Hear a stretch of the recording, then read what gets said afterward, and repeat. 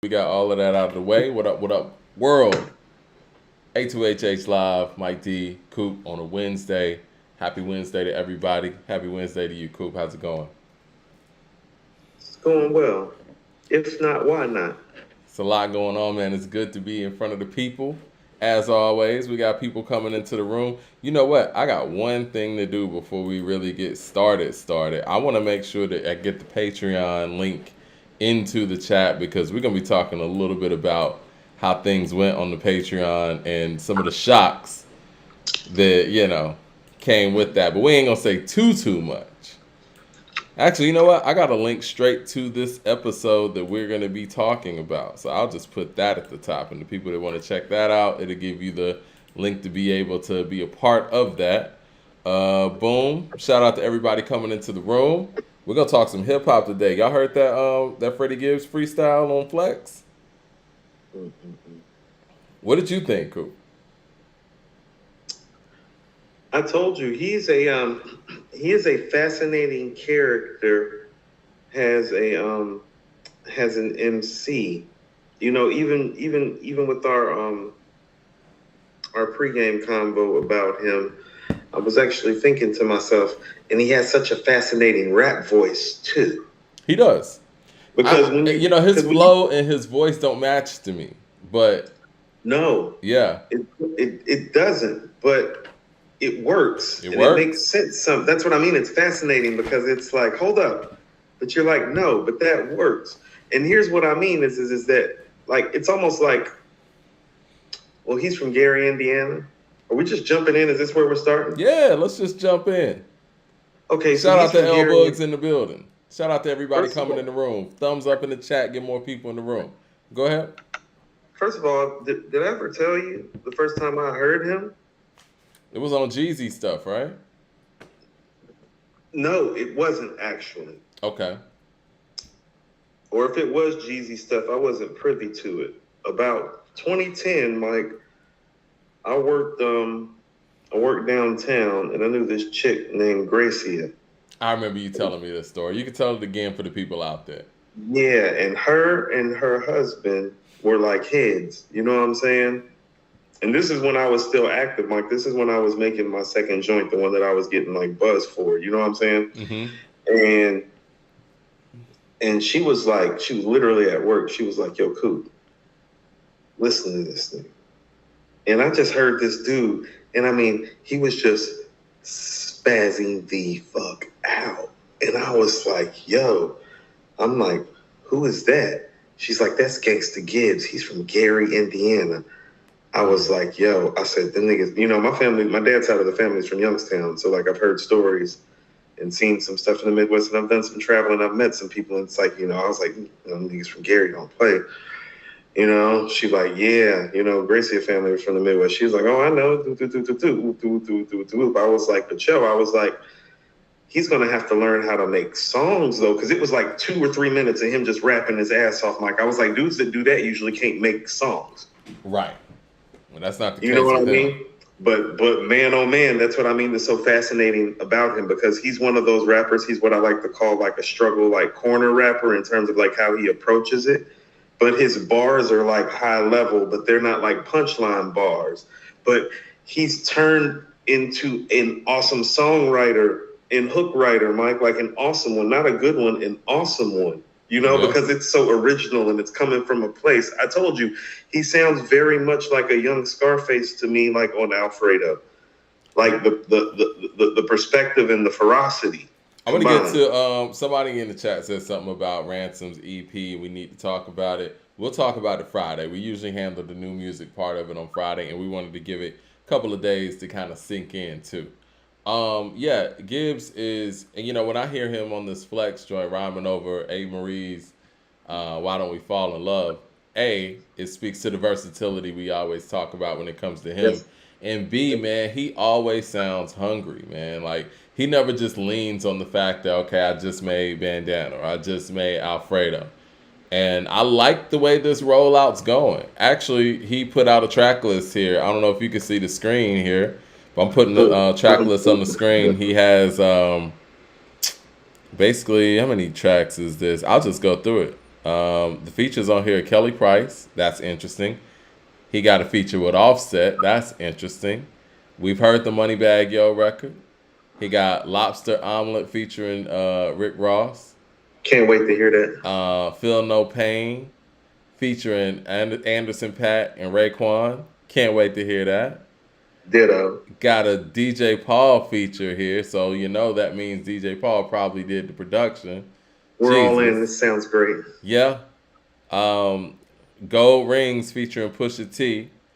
And then you got Grandmama Stove featuring Music Soul Child. And then he ends it out with Decoded featuring Scarface. Now, this was one of your sleepers for a possible 2022 album of the year. Based on this track list and what we're seeing and what we've heard so far, how do you feel about that projection right now?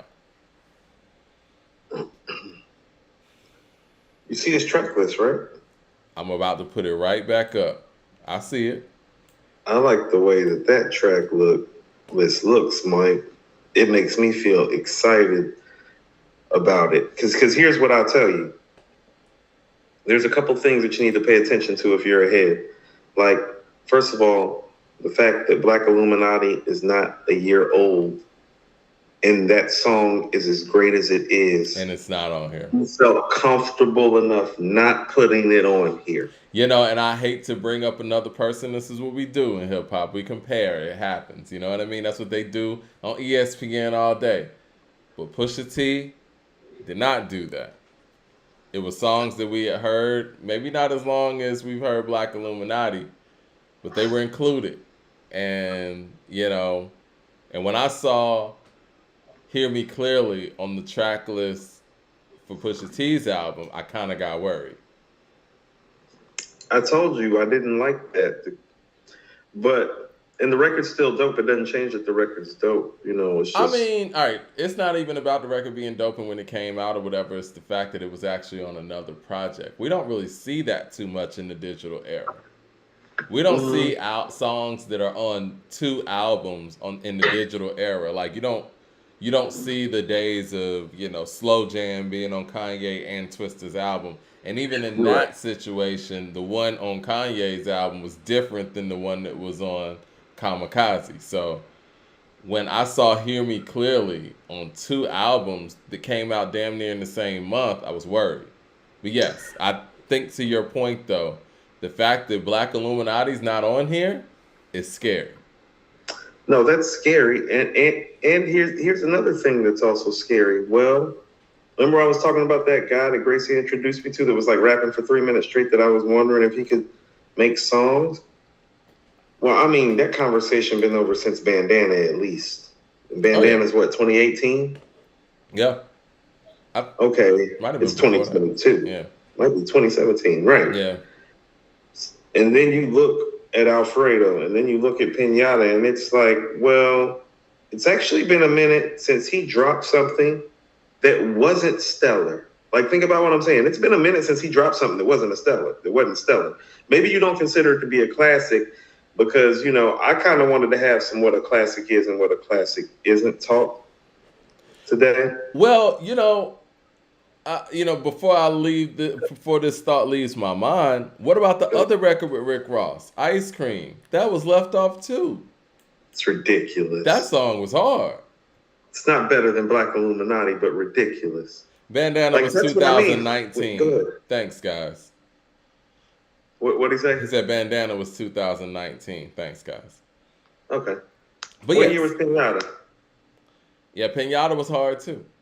That's what I mean. Okay, so this is what I'm trying to say is that, well, usually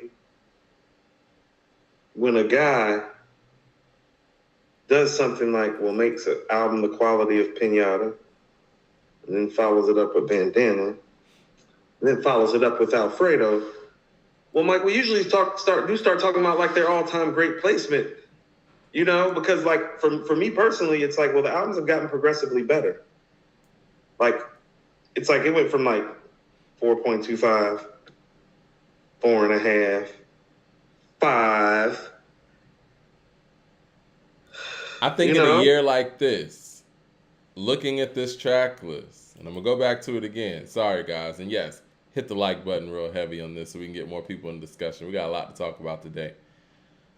when you look at a track list like this, and you know the production that he normally comes across, and you look at the albums that have come out this year, this is it could possibly be album of the year. Now you know how I Well, feel. I feel like No Fear of Time is the one to beat, but in some ways it's not. In some ways it's cheat codes, and that one way is the fact that it's hard to really pinpoint how the public feels about No Fear of Time because not a lot of people have heard it. well, okay, so Hard to gauge the impact. That's what I mean. I concur. Here's the thing: when when you framed it as if this is why I'm bringing up Pinata Bandana and Alfredo. Well, if Soul Sold Separately is the album of the year, well, no. We shouldn't be surprised at all. That's what I mean.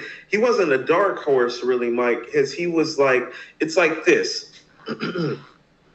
You know, when you're fucking like with Black Thought and Nas and their albums, and the season's about to start, well, that's like, well, who's your preseason MVP pick? It's like Tom Brady and Aaron Rodgers. Well, that would be like Nas and Black Thought. You feel what I'm saying? Yeah. Is he like But Mahomes coming in here? huh? Is he like Mahomes coming in here or something? I don't know if it's that level because Mahomes, talent-wise, is first of all better than Brady could imagine to be talent-wise, and comparable to Aaron Rodgers, and appears to be a more big-time player than Rodgers. So I don't know if that's the appropriate context for Gibbs, but I think Lamar Jackson is. Okay, I was gonna say Lamar Jackson Because he's that type of guy that can do a little bit of everything actually from that position, and he strikes fear into people because nobody's really rhyming like this at this level except for Conway in terms of the level of aggression matched with lyrical ability. You got Feel him what I'm ahead, saying? and I ain't trying to start nothing, but do you have him ahead of Benny as an MC right now? I didn't, but then 2020 happened. Like if you're talking trajectory, like from the moment that I heard Benny, like really started hearing Benny, I told you, like when I heard Gods Don't Bleed in Brutus, I was like, oh, this guy can be the best MC in the game. And I never felt that way about Gibbs at any point until I heard Alfredo. But since I have heard Alfredo, I have thought Gibbs was closer to that than Benny was. And I'm not saying that to start anything up. I'm just talking strictly in terms of like, well, album quality and what I hear consistently bar wise. Right. But I feel like Benny's ceiling is actually higher. That's what's kind of amazing about what Freddie's doing. Because when we even had the conversation about who has the best rap voice, and I was like, yeah, it's probably Benny. But then I was thinking, and I would probably take Gibbs next. Right. And I think when we had that conversation, we said over the last 10 years or something, and I think Gibbs didn't make that mark. That's why he wasn't mentioned. But I do think that, once again, back to our previous episode when we were talking about some of the things that Eminem said in XXL, making the music matters. You know what I'm saying? Like, rap skills in a vacuum are great and they're cool. But like you said, it's the ceiling thing.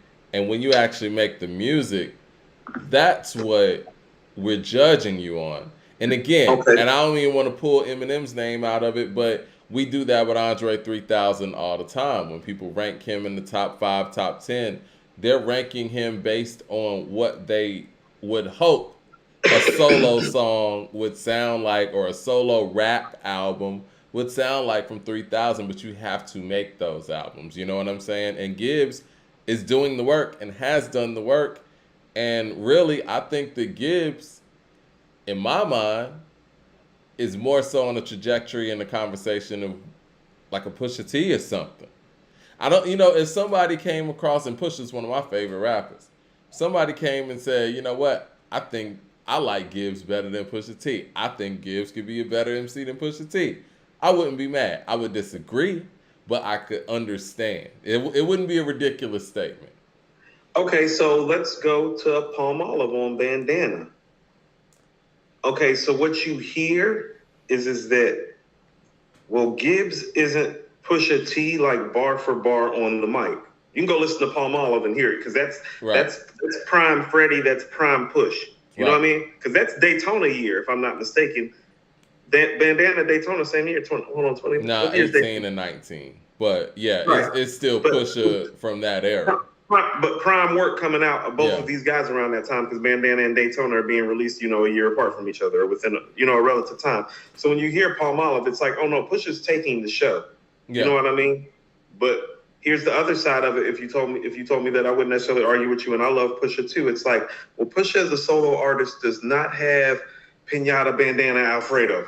No. Pusha is a standout when he comes on the record with you and he has that wordplay. He can go do things like what he did on the posse cut on My Beautiful Dark Twisted Fantasy. It slips me right now. Paul. Yeah, So Paul. He can do things like that, still the show or whatever, but it's different when you're the solo act. Yeah, we got our first super chat. I thought the super chats weren't working. Anyway, Jay Short with the super chat says, has Gibbs' legacy surpassed Jeezy's? In my opinion, yes. I would agree. Again, my whole thing with Jeezy, and he had a verse that everybody's talking about on this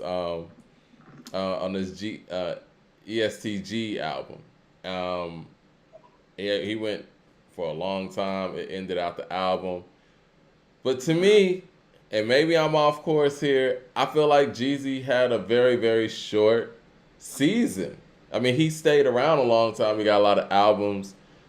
But again, you're talking to the guy that didn't put him in the top 25 of the Southern MCs list. But I feel like after 05, it was just a decline. You know what I'm saying? So with somebody like Gibbs, who's just been ascending for the past 5, 6, 7 years, it's no question.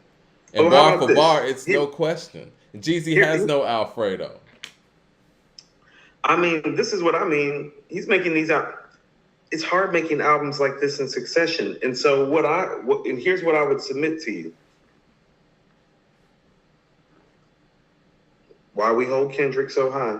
Well, he made Section 80, Good Kid, Mad City, To Pimp a Butterfly, and Damn. He made 4 great albums in a row. Now, I'm not saying all of those albums are classic. Okay? I'm not. Just like I'm not saying Freddie's run is all classic. But it's all great. And so if Soul Sold Separately is comparable to the 3 previous albums, doesn't he deserve some of that same attention and acclaim? And he's got other good projects. And everybody telling me that those other projects are like classic, they're not. They're dope. They're good. They show a lot of the promise. Let me get to the super chats. These last 3 albums ain't showing promise. He just out here whooping ass and taking names. And here's what I mean. He's very competitive much like Scarface. What he does lyrically, much like Scarface in his prime, is not what was traditionally is accepted as being prime top-notch lyricism. Right. Our man with the super chat says, peace, Freddie is creeping in my top 25 or 30.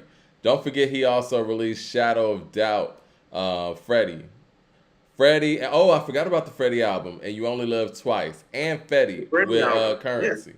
I was thinking about the Freddie album, actually. The Freddie album is pretty dope. Yeah, it is. Andrea Green with the $20 super chat. Appreciate that. Good looking. She says, went to the Nas and Wu show in Charlotte. Nas was in his B-side bag. He performed Taken in Blood, Silent Murder, Shootouts, Poison, Thief's Theme, and Get Down. Somebody's been watching the show, man. He even did some of I Can over the Wu-Tang for the Children beat. Yo, he's showing out, man. He's going to be in Atlanta tomorrow. We're going to make sure we represent it there, one way or another. That's crazy. Silent Murder? Somebody and Taken in Blood. Hold on. I was thinking. Taken in Blood and Silent Murder. No. Fuck that, Mike. I'm thinking about the breath control. It's like, oh, you performing Taken in Blood and Silent Murder live? Like breath control wise? Like, can you do that still? Like, is Raekwon punching into this nigga behind him? Somebody got video of this, man? I want to see this. I'm sure it's that's out what there. I'm saying. Like, the third verse to Taken in Blood and what is it?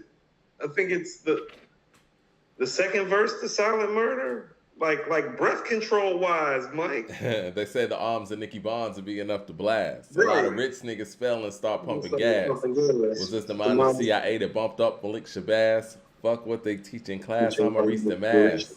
Yeah, Jacqueline, don't get attacked. I don't know niggas get back backwards. So whether if the cat to smoke. Yeah, how's he gonna do the second and third? How's he gonna do the second verse of Silent Murder and third verse of Taken in Blood live? That's why you don't hear some of that shit too, because it's like, oh shit, it was probably hard enough to just record that once.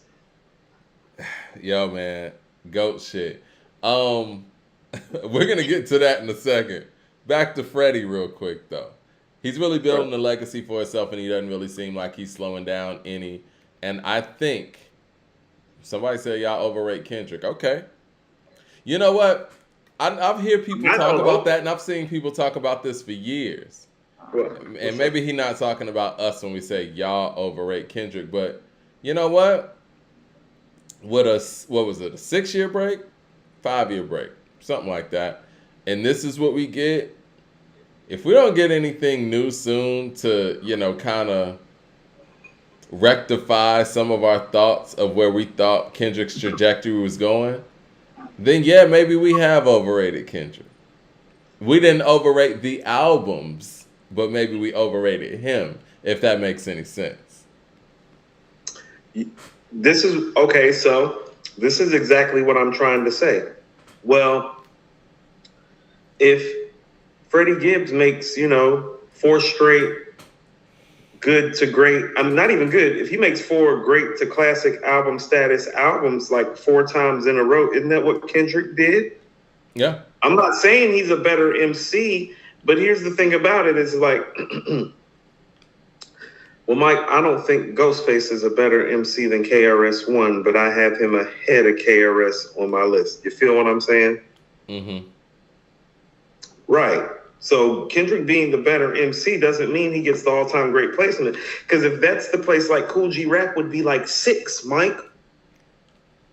On everybody's list, at least. It's like he would fall no further than 6 if we're talking about lyrical capability and ability and actually rhyming and lyrical contextualizing words and putting together in a format on the mic. You're not going to find 5 guys. So I guess what ranks you overall is the music. Correct. Kendrick's one of the rare situations where it's albums that are put together very well, great albums. But do the songs actually have individual legs on their own? And I'm not trying to gloat or anything, but, we just did a versus, myself and Coop, with Tribe and Cass on our Patreon. The link is at the top. Y'all should check it out. But based on y'all votes, basically what we did was we went basically 4 rounds, right? And we did 20 songs deep. Tribe started the first 5, and then Cass started the second 5, and then so on and so on. And we had to answer each other, and people were basically able to vote for each round. It ended up being Tribe 12-9. Now you're able to still go in there and look at it for yourself, and you can actually go in there and vote on it still. I think the polling is still open for the people who are watching it. But I think what we kind of learned is Tribe's songs, well, at least I've always felt like this. I think Tribe's individual songs may have aged a little bit better than Cass's, but I think Cass put together perfect albums. And I think that's kind of on a lower level as far as Kendrick goes, what we're seeing from Kendrick. He put together perfect albums. To do any of those songs really stand out and stand up against some of his other top 10, 20 contemporaries? Well, let's juxtapose that a little bit quick, Okay. To the versus battle that we had. First of all, part of the reason it was 12-9 is that when I look back on it, I made a couple of missteps. The Mamacita was a big misstep, but I made a couple of other maybe missteps. Like, I maybe should have taken some more chances with some more records that were that were like fan favorites of theirs. But also, too, and this is what people don't understand, and I explained this, and when me, and Jordan were on the Patreon and we were all talking, I explained this. Well, Tribe has a pocket that they can go to for comfort and safety. Mobb Deep has a pocket of comfort and safety that they can go to that's going to create that feeling that they can steamroll you with.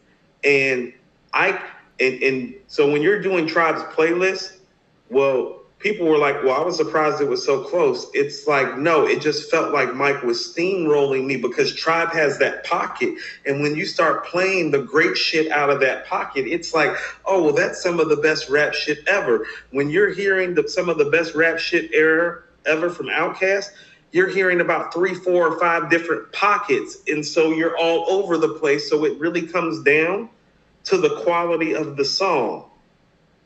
And it's like the quality of the song just has to be better than the quality of the Tribe song, clearly, in order to win it. And that's the problem with Outkast. It's not that the songs aren't great enough. See, with Kendrick, I think it's just some of the songs aren't great enough. Outkast has great songs. They just don't have a pocket. Because here's the thing. If I would have played Rosa Parks in AT Aliens, you would have played some classic Tribe shit that would have destroyed me now, wouldn't you? I was waiting on you to play one of those. Actually. Right. You wanted, see, Mike, I know you, and I know how this game gets played. That's why I was like, oh, no, he's waiting for me to play this so he can just wipe me with it. And that's why I was like, no, I'm going to think about it differently. Now, I may have tried too hard to think about it differently, but Rosa Parks doesn't stand next to Check the Rhyme. You're finding them in that zone for about 2 years, and that's not one of the better songs from that zone, although it's a dope-ass record. Right, and I think that, I guess the comparison I'm making, because I love Cass, you know what I'm saying? I think that a lot of Cass's music sounds so much better within the sequence of the full project as opposed to a standalone. And I think Kendrick's like that too. You know, I think that when you think about even All Right, which is, you know, probably one of his biggest, if not his biggest single, that sounds better within the scope of everything that's going on to Pimp a Butterfly than it does individually. I mean, let's just call it what it is, Mike. Elevators and Over the Woods sound 20 times better right next to each other back to back. They do. They do. When you go to Elevators and when you're playing AT Aliens, Mike, and it goes from like Elevators to Over the Woods to Babylon, it just feels right. It feels right. It's like, oh shit. Born King like, Super Chat says, I remember Nas having a bad rap for his poor stage performance. Can we please end that narrative too? Nas checked more boxes than any rapper ever. You know, that's interesting because I was part of that too, because I had that DVD that he did around, I want to say around Godson time. When the Godson DVD. Yeah, where he couldn't do one mic. His breath control was terrible on there. And I was about to say, hold on. Around that time is the first time that he started giving more emotional and live stage performances. And so it wasn't until like after that moment that I'd say he progressed to the point that like the performance and the breath control really came together and he started giving those performances. So if people are talking about like I'd say the first 6, 7, 8 years worth of shows, no, there's some validity to that. Like he's not flawless. He's even joked about it like in interviews where he's talked about how tough it was for him after recording Illmatic as a young man. He's like, oh shit, I gotta go perform these songs live. Like he wasn't prepared for that as an artist. He talks about it. I think it's like he did a Charlie Rose interview where he actually talks about, he's like, oh yeah, I gotta go perform like this shit now. Oh, wow. It's like, oh shit, I gotta like go do New York State of Mind. Like I gotta do that word flip on the second verse on The World Is Yours. My daughter's life will be my resurrection. All that. Like he's like, oh yeah, I gotta do that live. Yeah, you do. Lex Diesel with the super chat says, salute to this podcast, brothers. This is epic. In regards to the unreleased Nas songs, I almost forgot about Don't Body Yourself. Slept on. Imagine what unreleased records Nas and Hit Boy have together now. That's a fact, too. The Don't Body Yourself, that was actually called MC Burial. That was the 50 Cent disc. It was MC Burial. Don't Body Yourself. We appreciate the love from y'all too, man. We almost at 10,000 subscribers. So, you know, if you're not subscribed to the channel, go ahead and hit that subscribe button, hit the bell icon to know when we're live.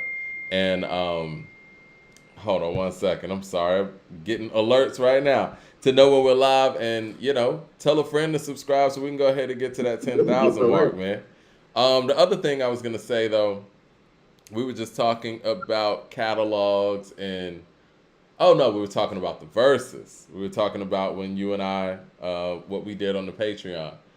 I knew one of the advantages that I had, and I think we talked about this on the show, is that Outkast's biggest songs normally aren't their best songs. And I knew that Tribe's biggest songs were some of their best songs. Yes. So if you were going to try to play like a Over the Woods or something, then I would be able to respond to that very, you know, with a song that was that quality, but bigger. Like, you know what I'm saying? Yeah.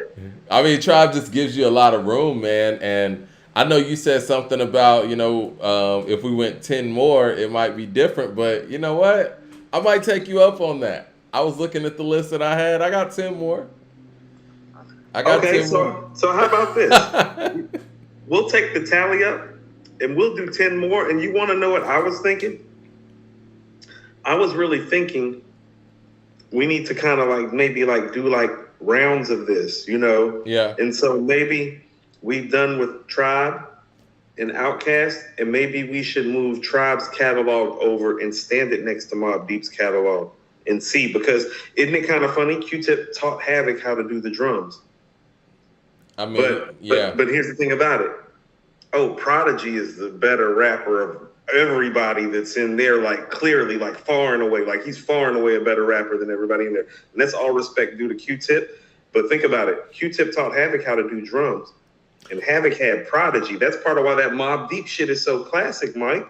Well, Tribe, respectfully, I mean, obviously, Phife and Q-Tip were dope MCs.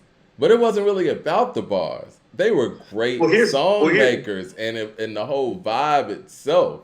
Well, here's what I'm saying, Mike. How about this? This is one of those rare moments if Mobb Deep and the Tribe Called Quest, if we do it that way.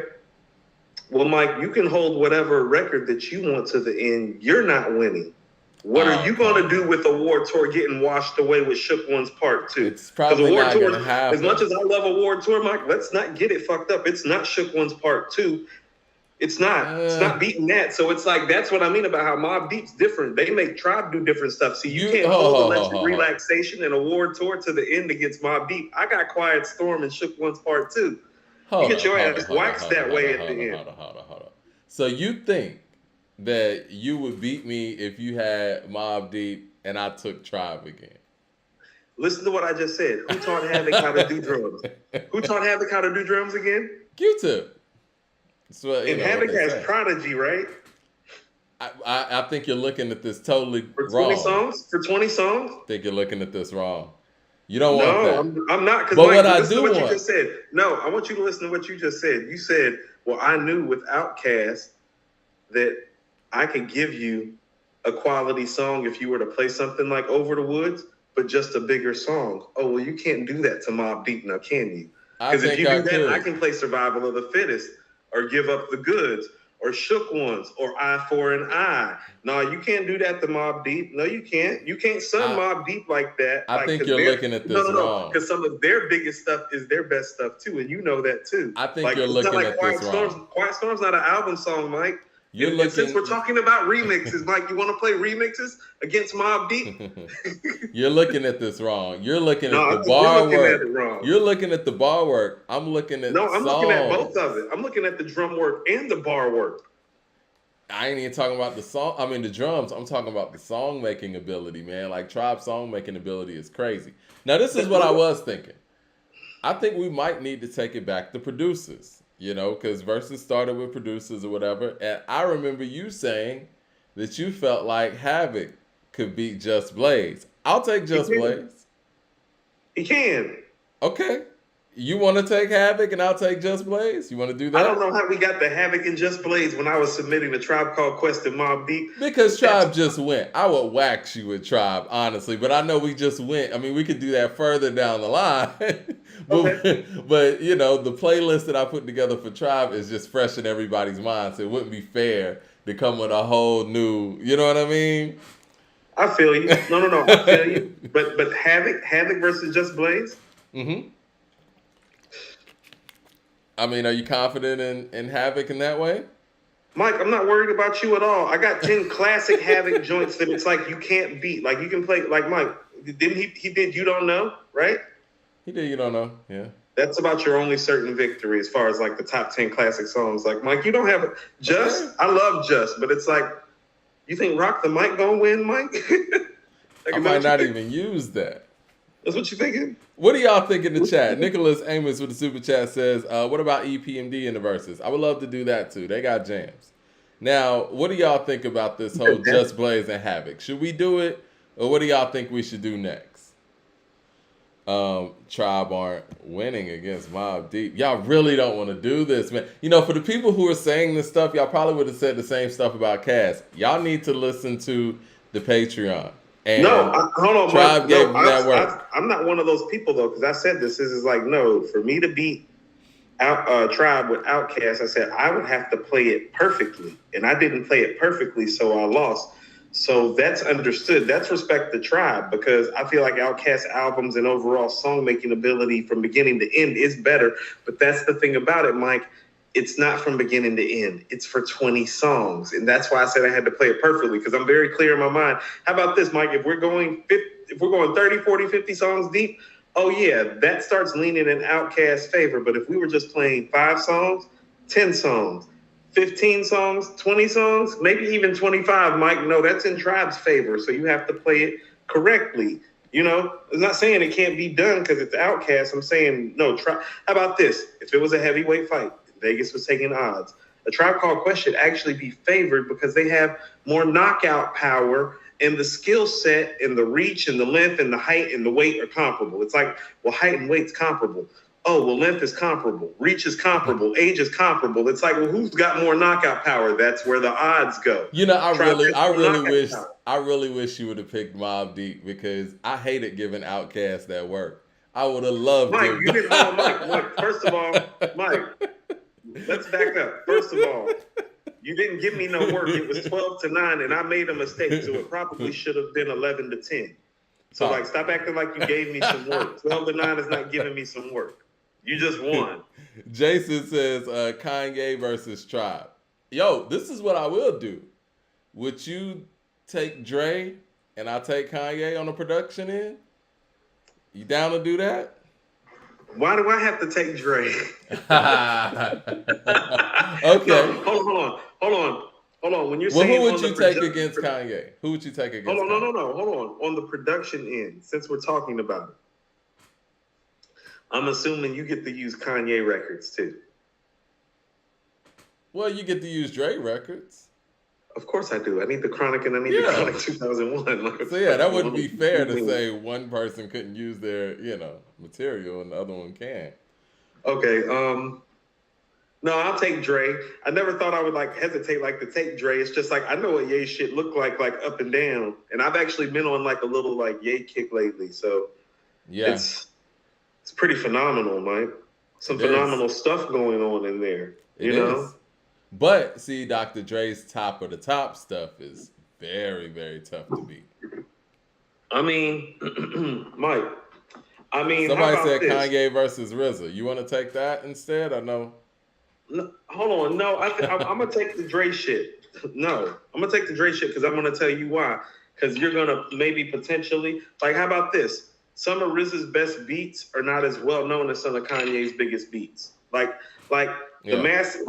We know shadow boxing, but how well does everybody else know shadow boxing? Dre's a little bit different. That's more appropriate for star power. No disrespect to RZA. Well, I think our audience knows shadow boxing pretty well, and the format that we were playing. Does. How about this? I think RZA's highest work. I told you, Mike, RZA's highest to the highest better than both of them, but it's for 20 songs though.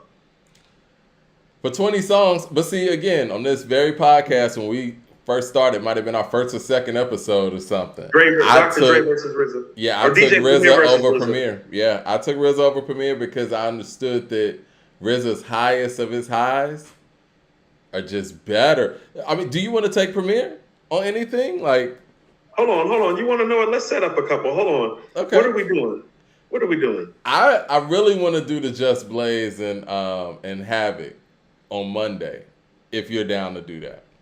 I don't think the people want that as much, but what do the people want? Y'all want? Hold on. What were you going to propose? Check that off. We're going to do the Havoc and the Just Blaze because you've been talking about that for a minute. Every time I talk about Havoc, you bring up Just Blaze. Just Blaze got some shit for Havoc. You keep bringing up Mobb Deep like Tribe wouldn't have given them that smoke.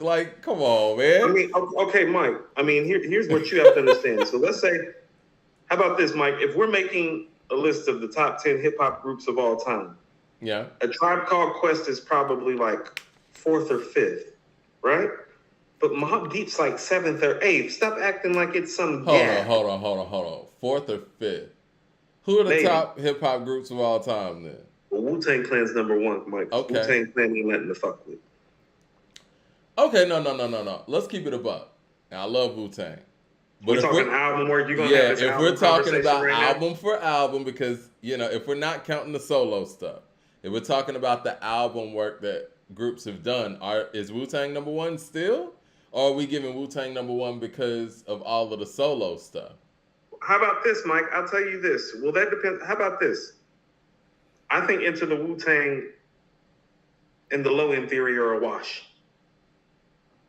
And so that comes back to Wu-Tang Forever and Midnight Marauders, I think I would have to say.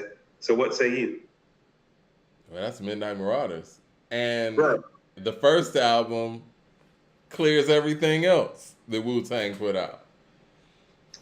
But you see, Mike, you're saying that to frame your argument, to take Wu-Tang's solo work is kind of to take what they did that was groundbreaking. They all went solo and got solo deals. That wasn't like normal. I understand what you're saying, but you're taking some of the impact away. No. What we're doing is you're talking about greatest group. So we have to talk about group stuff. It's just like how we do 3000.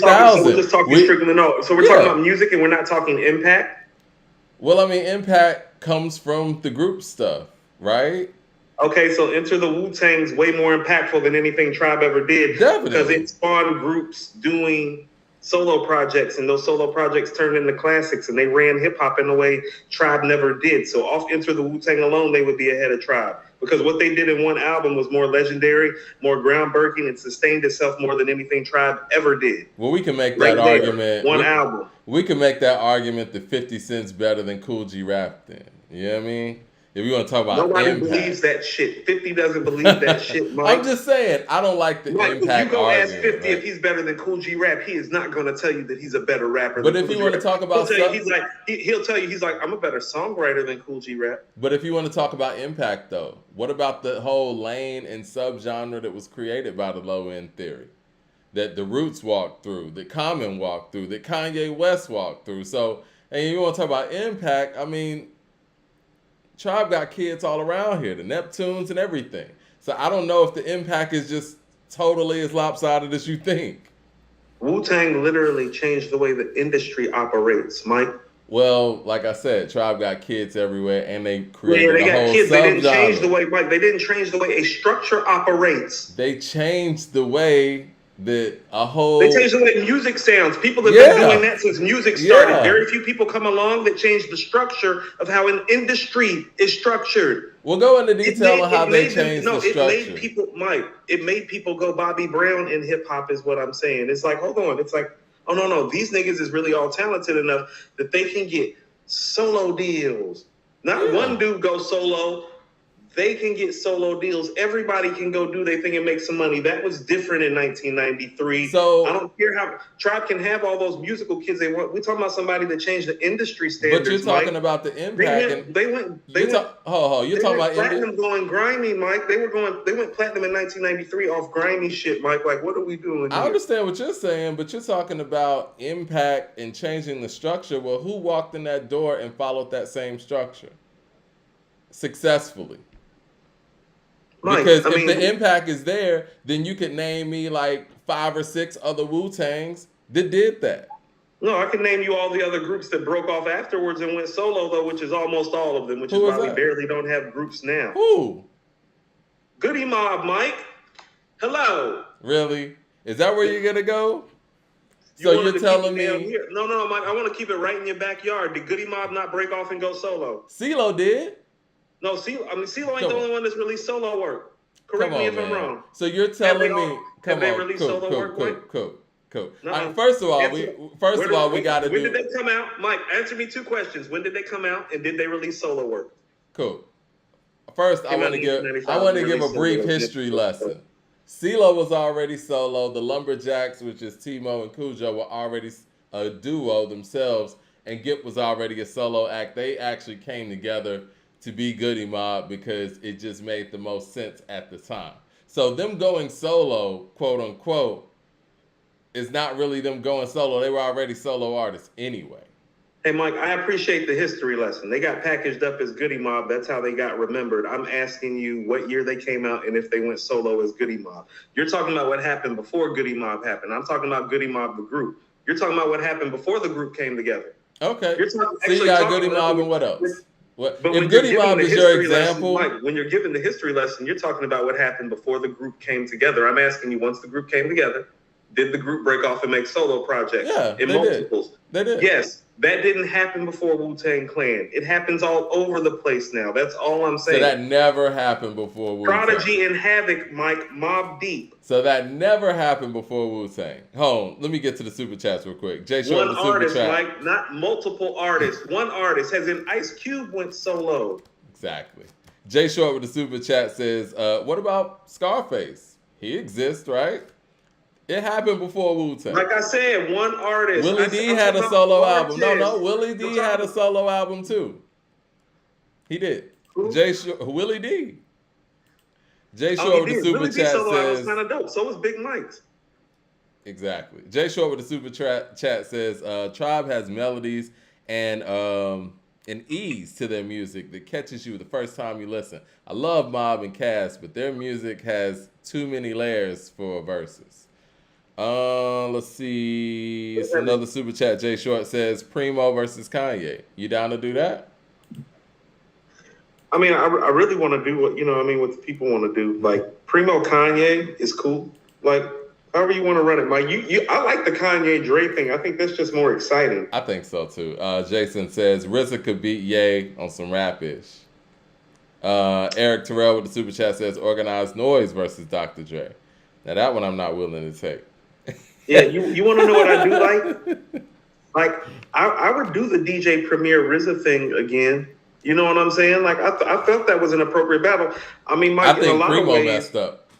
You know, we always talk about how the J Electronica review that I wrote is kind of like how this podcast kicked off during the pandemic, because we went live and talked about it and we got like a lot of views on it. We're like, hey, we should keep on doing this. But Mike, it's still one of our biggest hits to this day. When we did that DJ Premier RZA thing, which I think was the following week, it was like literally the second show we ever did, correct? Mm-hmm. Something like that. 9,000. We got 9,000 views when we did that, and I'll never forget. That's the show that actually made me believe that we could actually do this, because I was like, we just got 9,000 views for talking about DJ Premier and RZA. It's like we might be onto something. Right.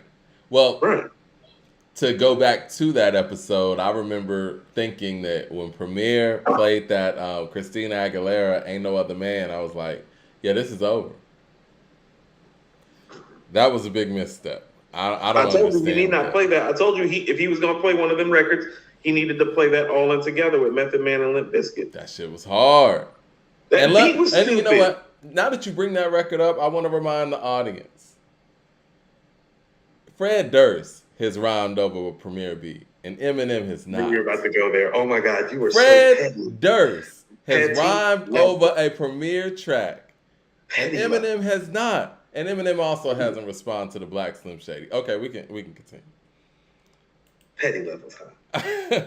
Lex Diesel says Just Blaze is dope, but Havoc kills him in the verses. Okay, let's see. Okay, Mike. So hold on. Let's check a few off. We're gonna do Just Blaze and Havoc. We're gonna do Kanye and Dre. And we're gonna do Primo and RZA. Okay, sounds like we got a whole lineup. Now hold on. I'm assuming you're taking Just Blaze, correct? Oh yeah, I'm taking Just Blaze.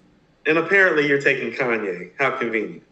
You want me to take Dre? I could do that. No, I'll take Dre. But who's taking RZA Primo? I think you're probably more of a Premier fan than I am, but it doesn't matter. You know. I think here's my problem with that. You want to know how I really feel? And I'm not trying to be funny when I say this. I feel like I'm a bigger fan of them both than you are. No, I'm a huge RZA fan. I always say, man, RZA made some of my favorite hip hop tracks ever. Like if we talk about my favorite individual hip hop tracks ever, you got Ice Cream, you got Shadowboxing, Fourth Chamber, Incarcerated Scarfaces. Now I'm a big RZA fan. Now, I'm just gonna keep it real. RZA didn't sustain that level after 97. He just didn't. You know, I guess my thing is that, how about this? I don't know how I know what shadow box, and how about this? We feel differently about RZA stuff. It's like when you brought up Fourth Chamber, I was thinking to myself, I prefer living in the world today. Beat wise. Like, that's that cypher shit to me. I don't know if Fourth Chamber is like that cypher shit that I'm looking for, but I know why you love that beat, because it's doing some very like interesting and succinct things track wise that other producers definitely weren't doing at the time. Even just the blaring and even just the blaring of the horns, like at the decibels that they were at. You know what I'm saying? Yeah. He was doing different stuff. No. So I get what you're talking about. I think we got a difference in opinion on what some of RZA's best beats are actually. I think. LP says Tribe don't got the W in their catalog. Low End Theory is way more impactful than you make it seem. Coop, Roots, Ye, Pharrell, Cass, Raucous, deep jazz samples. Yeah. I mean, but I disagree with that. I said we can call Into the Wu-Tang and the Low End Theory a wash. Yeah. Actually. LP says Odd Future is the only other group since Wu-Tang. Collective like that. Y'all won't give it to ASAP Mob? I think what ASAP Mob has done is very similar to Dipset, G-Unit. Okay, yeah. Whatever though. Cruise, but whatever. Keep acting like I don't know what I'm talking about. Born King with the super chat says Wu influenced State Property, G-Unit, Dipset, and the Locks for solo projects in the group, and I'm sure several more I'm leaving out. Boot Camp Click. Yeah. I think that's 3-6 Mafia to a degree. I mean, I'm sure they were already doing that whole Camp Posse thing, but yeah. But yeah, I don't know. I mean, do you not want to take Premier? No, I'll take Preem. I love RZA. You know, I mean, like somebody threw Q-Tip in the mix. They said RZA versus Q-Tip. I learned how to rap over RZA beats. You know what I'm saying? So it's like I'm partial to it. Like in that sense, it's like I learned how to rap over RZA's beats. I learned how to rhyme, patterning myself after like the shit that Jizza and Deck and Meth and Ray like wrote. Like, so it's like it's different to like try to like destroy that shit. You want to take RZA and I could take Q-Tip?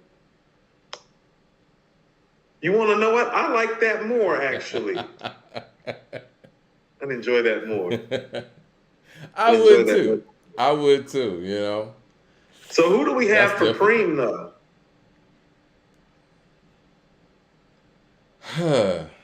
Well, I mean, it's kind of making Preem the odd man out. No, actually, I don't mind taking Pete Rock. I'm a big Pete Rock guy. I was actually gonna say it's like, so Pete Rock or Dilla. Shit, Pete's my guy. Let me think about that. Dilla's off the table. Dilla's off the table. Yeah, no. I don't want to put Dilla up against anybody. Okay, I guess. I think because I think he is the best beat maker ever. I don't mind taking Dilla against. No, Mike, he makes the best beats though. I want to know. Fuck that. I want to take Dilla up against Preem. Okay. Yeah. Let me take Dilla up against Preem because, I know Preem gets carted around as the GOAT as he should, but I want people to understand how, people aren't just saying Dilla's name because he's not here anymore. You know what I mean? Somebody said Alchemist versus Premier. Whoo. Hey. I like that more, actually, Mike. You like that more? I do. I think because I like styles that make fights. Like part of why Frazier and Ali works for me, it's like, style make fights. It's like you can't box with Ali. You got to get in on Ali. Like who's thick enough and strong enough and big enough to like get in on Ali though? It's like, him. It makes sense. I think though, just for the type of artist, the versatility, I think Dilla might be a better choice though. You're right. Hold on. Has Alchemist made it to that level? Is he there? I feel like he might be there. He's there. Yeah. I mean, he's done enough work. He's there. Okay, let's do the Dilla Preem. That's cool. I want to do the Dilla Preem, and I want to do my homework with Dilla because he has such a catalog that he's got sneaky shit, Mike, like does. Running with the Far Side. Oh yeah, that's Dilla. That came to mind. I love that beat. Yeah. I love Running. Drop came to mind. I like Running more than Drop. I love Running. I think part of why Drop works is because of the video that came with it. Didn't Hype do the video? Nah, that was Benny? mm-mm. Benny Boone? Who did No, that that video? was Spike. He did a lot of Beastie Boys videos. Yeah, What's yeah, his yeah. name? Okay. You know what I'm talking about. Spike Jones? Spike Jones, yes. Spike Jones Yeah, did it. Spike Jones. Yeah, Spike Jones is dope too. Yeah. Yeah. He But I think part didn't of why Spike Drop Jones works is because of the video. didn't Spike Jones Running do is just Sabotage? Sabotage is crazy. One of my yeah, favorite videos of all time. yeah. Running Jay is Short just with the super chat says Eminem beats J. Cole beats as a producer. So Eminem's production versus J. Cole's production. Primo versus Eric Sermon. nah. Hold on. You know I what? I'm mean, gonna be honest, man. Outside of the early EPMD to maybe like hitting switches, after that, I really wasn't a fan of what Eric Sermon was doing production wise okay, so in the I late feel '90s. I'm not a big fan of the EPMD stuff, but the beats are dope. But I think some of his funkiest stuff is like sprinkled in, like that Muddy Waters shit. Like, how about this? That Muddy Waters El Nino time, Mike? I actually think his best beats are there because I think he had grown as a producer and gotten to a point where his sound had been crafted and sounded a certain way, and he got more agile once he found his sound. So I love the Muddy Waters El Nino time Eric Sermon beats actually. I want to get these down that we're doing. So we're doing Just and Havoc. We'll do that Monday if you want. Okay. No. I gotta get my playlist together, Mike. People are saying we're disrespecting Primo. I don't think so. By putting them up against Dilla? Are you smoking? Yo, I'm hell? excited about this one. Like, whoever said that. That was Jay Short. He think we disrespect. Jay disrespect. Dilla discography. Yeah. Just vs. Havoc, that's Monday. We got some Kanye and Dre. Hold on. So you're taking Kanye. I'll take Kanye. I'll take Dre. This is going to be very difficult. This is going to be the most difficult one to do. The producer ones are more fun because you get to fuck with all the artists. Mm-hmm. And you get to see where you never know what anything's coming from either. Like, we know when it's the artist, like, you know what songs you're waiting You know to hear. songs are coming. Yeah. It's like, when is he playing? Look, I was already, Mike, when you got to a point, I was like, I really don't, I was like, for real, when we get to the end of the verses, I was like, I don't like Mike at all. Because Mike ain't played Award Tour, Electric Relaxation. He ain't played this, he ain't played that. We had 5 songs left. Mike didn't play it. Yo, people in the chat, man, I didn't even play the original Scenario. Yeah, Mike, the remix is better anyway. I was thinking that too. I was like, because I really was, when you brought up the whole remix thing, the only thing that I was prepared for was to hear Scenario in the Scenario remix, because that I would have understood and respected. Well, Mike tried to play the Benita remix on me, y'all, and then wanted to play Benita again after the Benita remix, and then was probably going to do the Scenario after the Scenario remix to me. Mike was trying to body bag me. All right, so this is what happened for the people. I still want you to check out the Patreon. I want to give away the whole thing, but we got to a certain round and we didn't discuss any remix rules, right? So I forgot what record you played. It was like in the 10th frame or whatever, 10th round, and then I came with the Benita remix, and Coop was like, nah, man, that's not fair. So you telling me you gonna play the regular Benita too? It was the Hootie remix for y'all out there, and I was like, we didn't discuss no remix rules. But yeah, you were right, and we took that one off the board.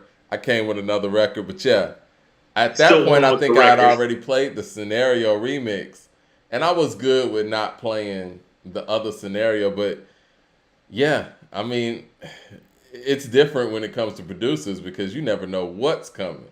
Now, we know with Dre, we're probably going to get, G-Thing, Still DRE. You're going to get Straight Outta Compton, I'm sure. That's the beautiful thing about Dre shit is that here's what's great. Well, it's like I could give you Straight Outta Compton, or I could give you Express Yourself.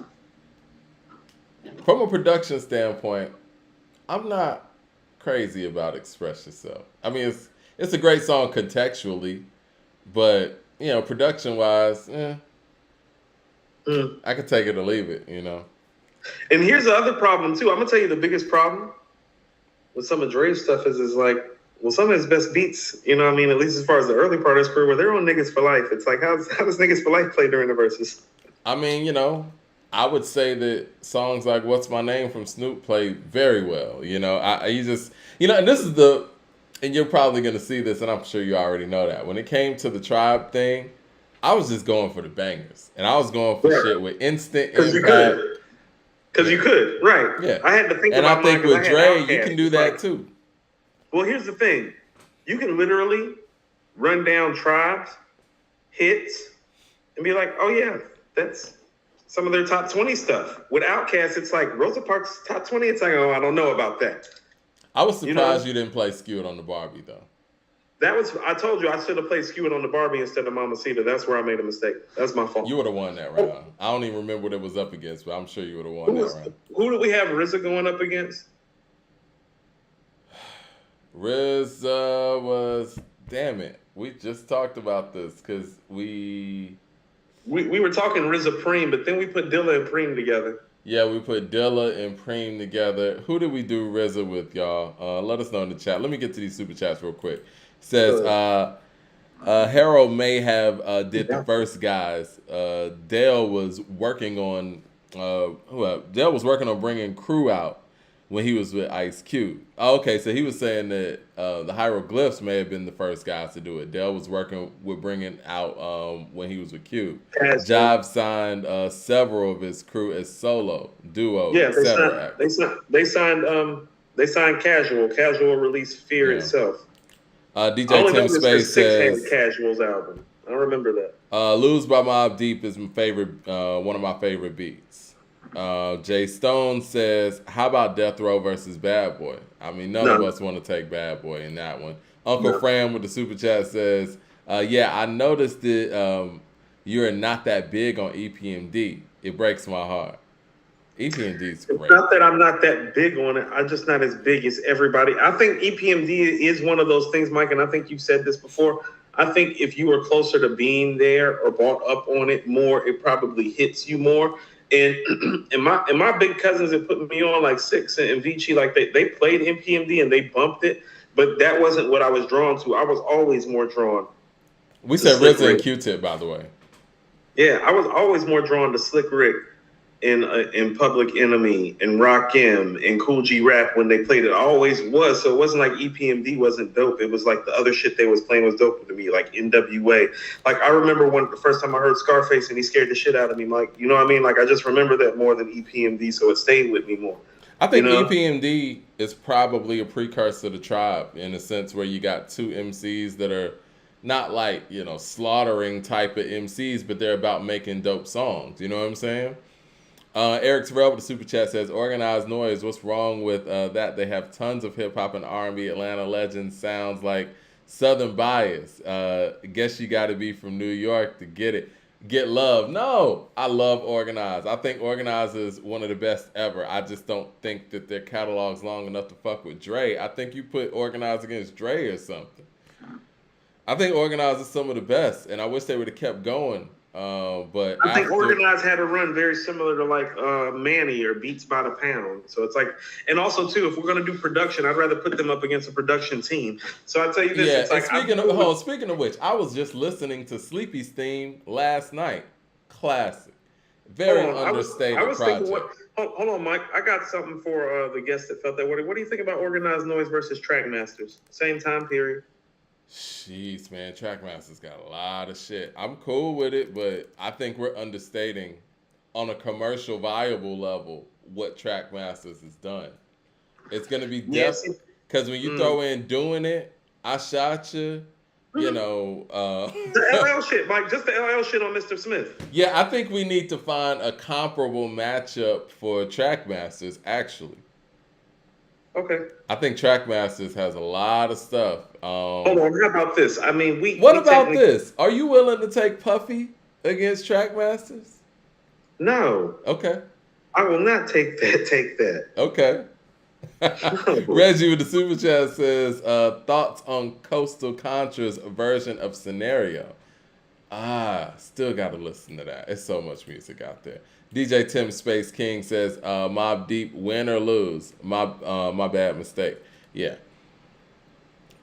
I figured what you were talking about, win or lose. Darren Harris with the super chat says, the people has spoken. Dre versus Premier. That's what they say the people want. Oh, really? Dre versus Premier. So what do we do? So who does Kanye have then? Who did we have? We had Kanye and Premier Dre were going. Yeah, we had Premier going against Dilla. So we got Dre versus Preem. Listen, man. Listen. I don't like that for Preem because Dre has so many monster classics that are bigger than Preem's monster classics. Because I want you to understand something. This is like, go ahead. I know what we're dealing with here. We're dealing with nostalgia and the fact that Preem has always been on the throne. I don't know if Preem is. I don't think Preem could beat Dre or Kanye. Let me just say it that way. No, right? that's not. That's that. See, no, This is what I mean about how styles make fights. Well, what Kanye and Dre do well isn't necessarily what Preem and Dilla do well. What Preem and Dilla actually are best at is giving you that classic album hip hop shit. Okay? Yeah. And that fight makes more sense. Dre and Kanye give you that superstar level, like notable records level. Notable record where Mike, when the beat drops, you're like, oh, that's Explosive by Dr. Dre. Mm-hmm. That's Gold Digger by Kanye. Yeah. And you know it as soon as the beat drops. That's different than what Preem and Dilla provide. I'm not saying that Kanye and Dre are better. I'm saying what they provide is different, and we're doing fights. The styles and the fights gotta make sense. This is a heavyweight fight. No, these are all heavyweight fights, but not all heavyweight fights are built the same. Like here's what I'm saying. A lot of people feel like Preem has like these bangers, okay? He does. And he does. Joe Frazier felt like he had the best hook in the game until he had to step in the ring with George Foreman. You feel what I'm saying? You're not I going ain't saying Joe Frazier ain't the shit. I'm just saying when he got in the ring with George Foreman, Foreman knocked his ass around because styles make fights. He stood a better chance of beating somebody like Ali because what Joe Frazier did well is what George Foreman did well, and George Foreman's bigger and stronger. You're not going to say it. I'm going to say it, man. Primo couldn't beat Dre or Kanye in the verses. And if you were to pick Premier and Dre, and I had Dre, and you had Premier, I would be chomping at the bit, man. This would be easy. This is what I'm saying. So here's what I mean is it's like... And it's not being disrespectful. It just is what it is. Some of these records are huge. When I play something off of Living Proof from Group Home, it's like, even if the beat's better, how many people are going to recognize it when I drop it? That's what I'm saying about even if you did that and I threw a Let Me Ride out there, what you going to do? Like, you know what I'm saying? Like... No, that's what I'm saying. It's what like it is. Might be better. How about this? Come Clean by J. Rue the Damager. Dope record. But what if I threw G-Thing out there? That's the problem. Or what if I throw Murder Was the Case out there? Like, come on, man. Don't do G-Thing, Mike. Go to Murder Was the Case. Well, if you drop Murder Was the Case versus Come Clean, as much as I love Come Clean, tell me that in that format that makes sense that those records are even playing against each other. Yeah. It's levels. I'm sorry. And I know it sounds fucked up or whatever, but it is what it is. Dr. Dre is incredible. No, there's nothing wrong with saying it, Mike.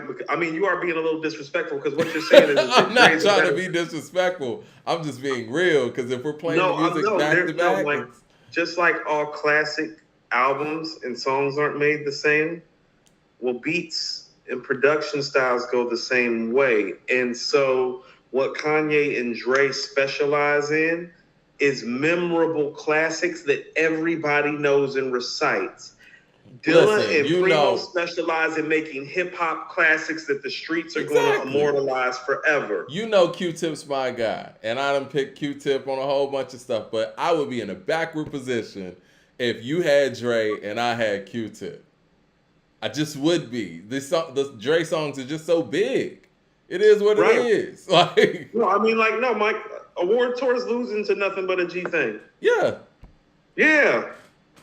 So it is what it is. Yeah, and that's my guy. He's my personal favorite, but it would be difficult to pick songs that would outweigh that. And I'm pretty sure in a Premier matchup, if you had Premier and I had Dre, it would be very difficult for you to match the notoriety of a lot of these records. Yes, because here's what people have to understand. Like,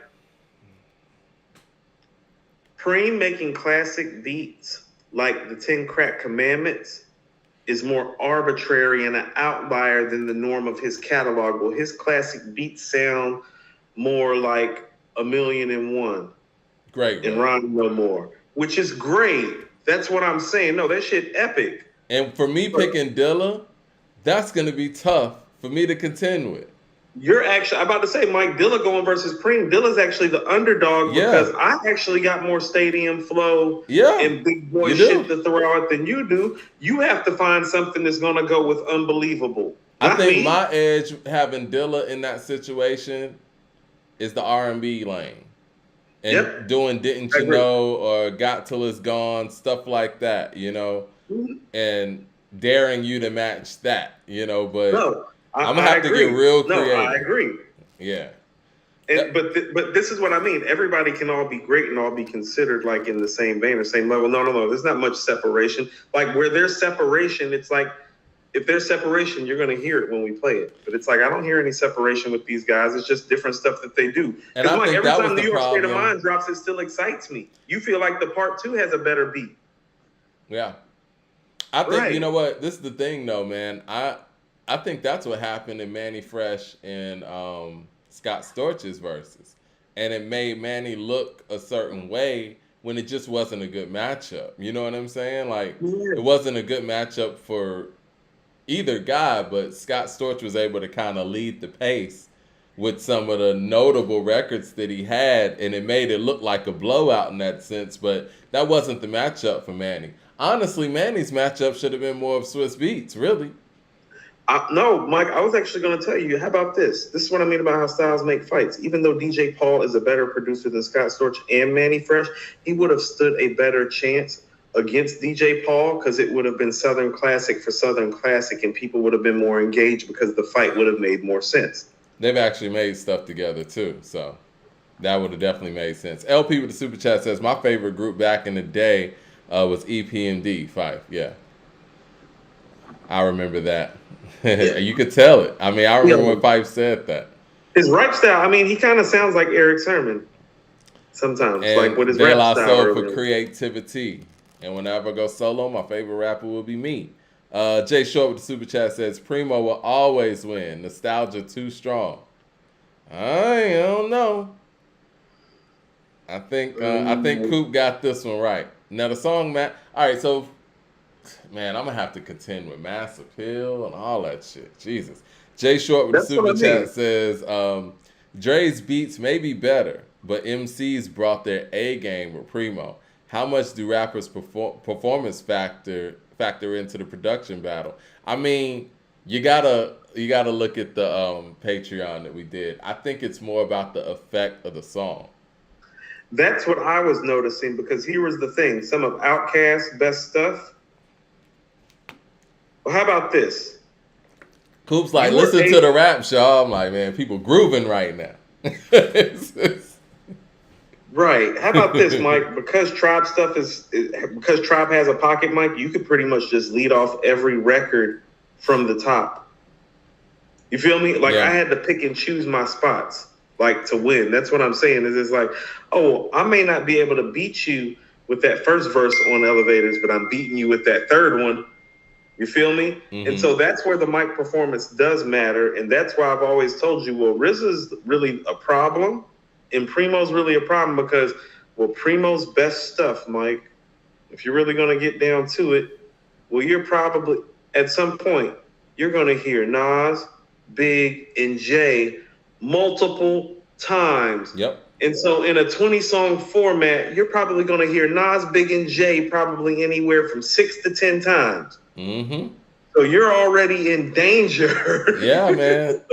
I'm all about taking the underdog, though. You know. But that's why people know. But I want people to understand. Well, part of why people look at Preem that way, you have to understand.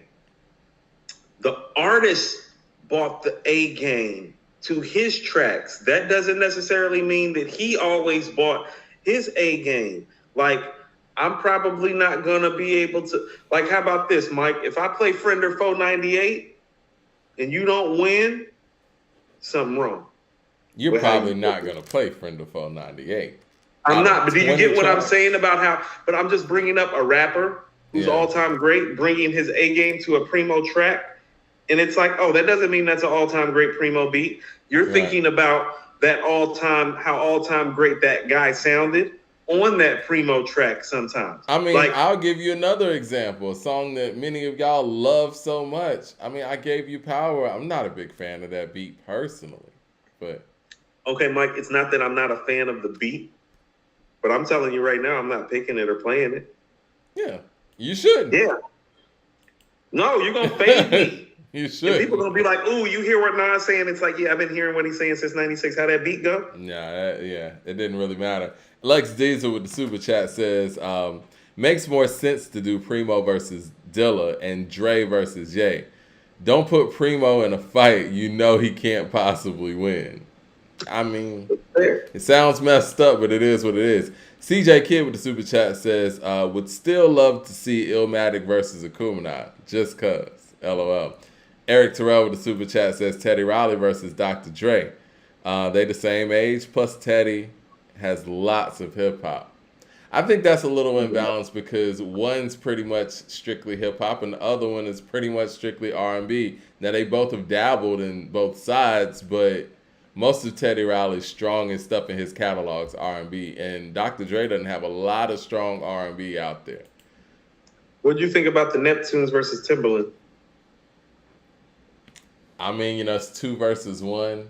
I still think I would fade you with Tim. All right, I'll take it because I'm a big Neptunes fan. The Neptunes. I love the Neptunes. I would love to take that one. I think the Neptunes Timberland one would be like the most fun because it had the most like bounce. It'd be like the most happy shit. Listen, I got a lot.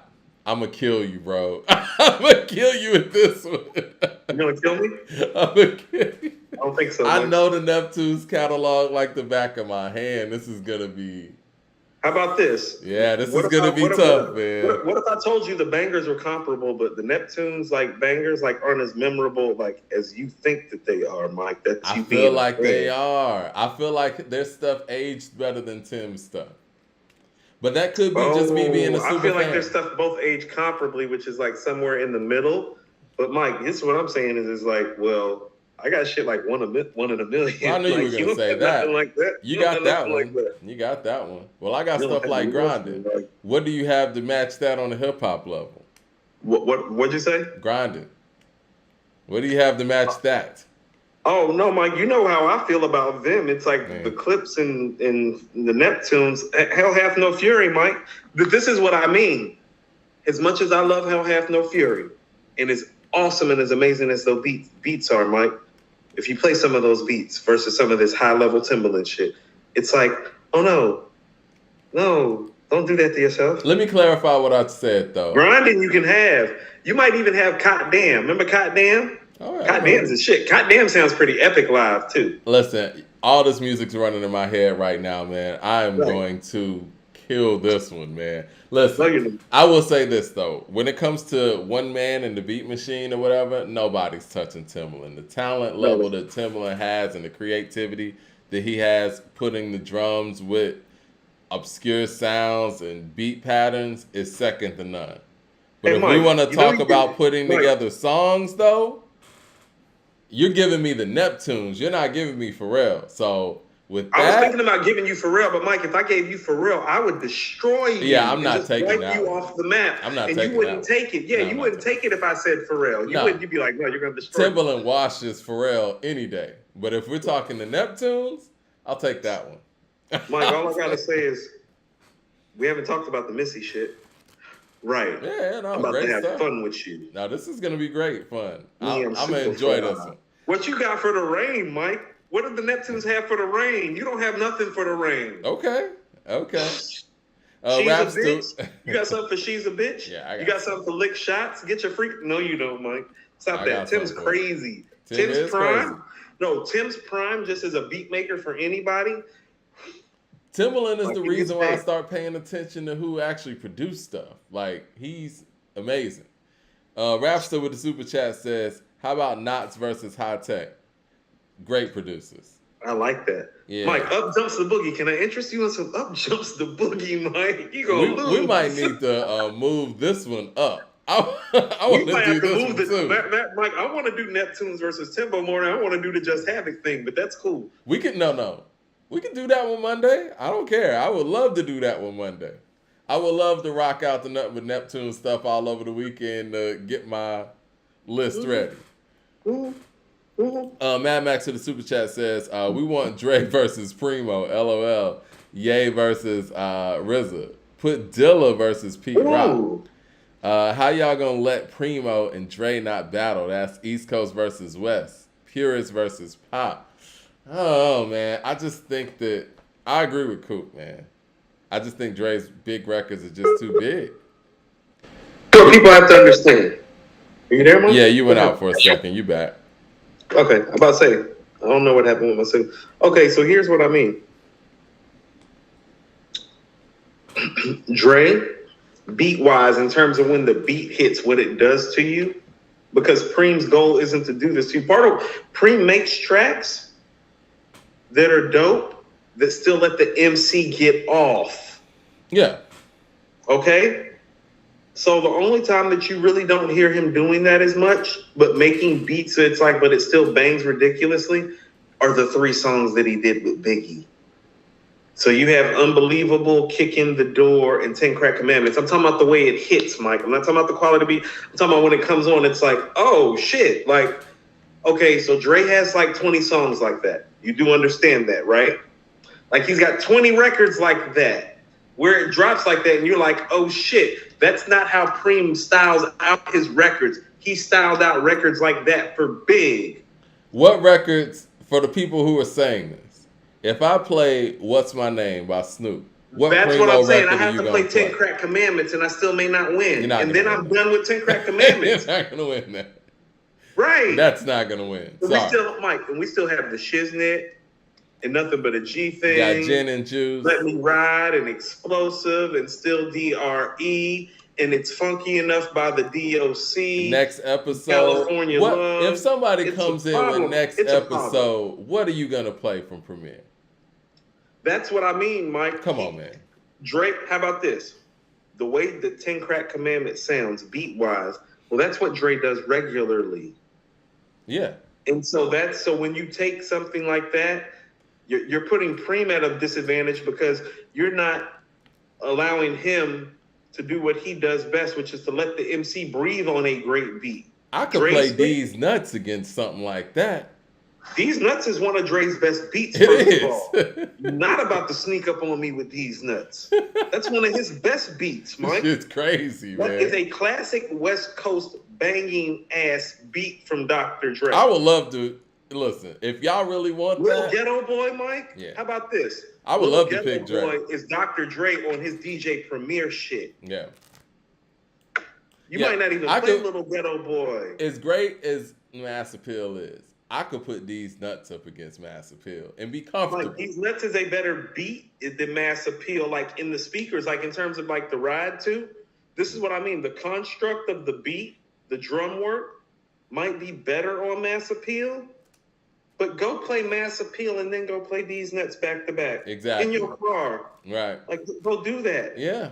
Go play. And then tell me that that's fair to Preem. That's what I'm saying. Because what Preem does well isn't what Dre's trying to do well. Like, they're trying to do 2 different things anyway. I would love to go up against y'all to think that's a competition. I would love that. Mike, how about this? If the people want to pick DJ Premier and go against us, we'll let them come in and pick the promo tracks, and you and me will pick Dr. Dre. Yeah, y'all play the records. I'm about to tap dance on you niggas, though. CJ Kid with the super chat says MOP versus Onyx. Non-plus with the super chat says the performance factor versus kills it for me. Nas catalog murders Busta, but in a versus, Busta would eat anyone. You know, we got to stop saying that without it being proven. That's got to be proven, just like everything else. It's got to be proven. Now, we know Busta's a great performer, but we got to see 20 deep how all of that goes. Because we did the same thing with Dipset, and we were going on the strength of the records. Now, granted, the performance obviously is a whole different situation when it comes to Busta, But I know we see that in a vacuum, but we got to actually see that before we say it. Now, do you and I want to do a Buster and somebody versus? No. You want to know what? Hold on.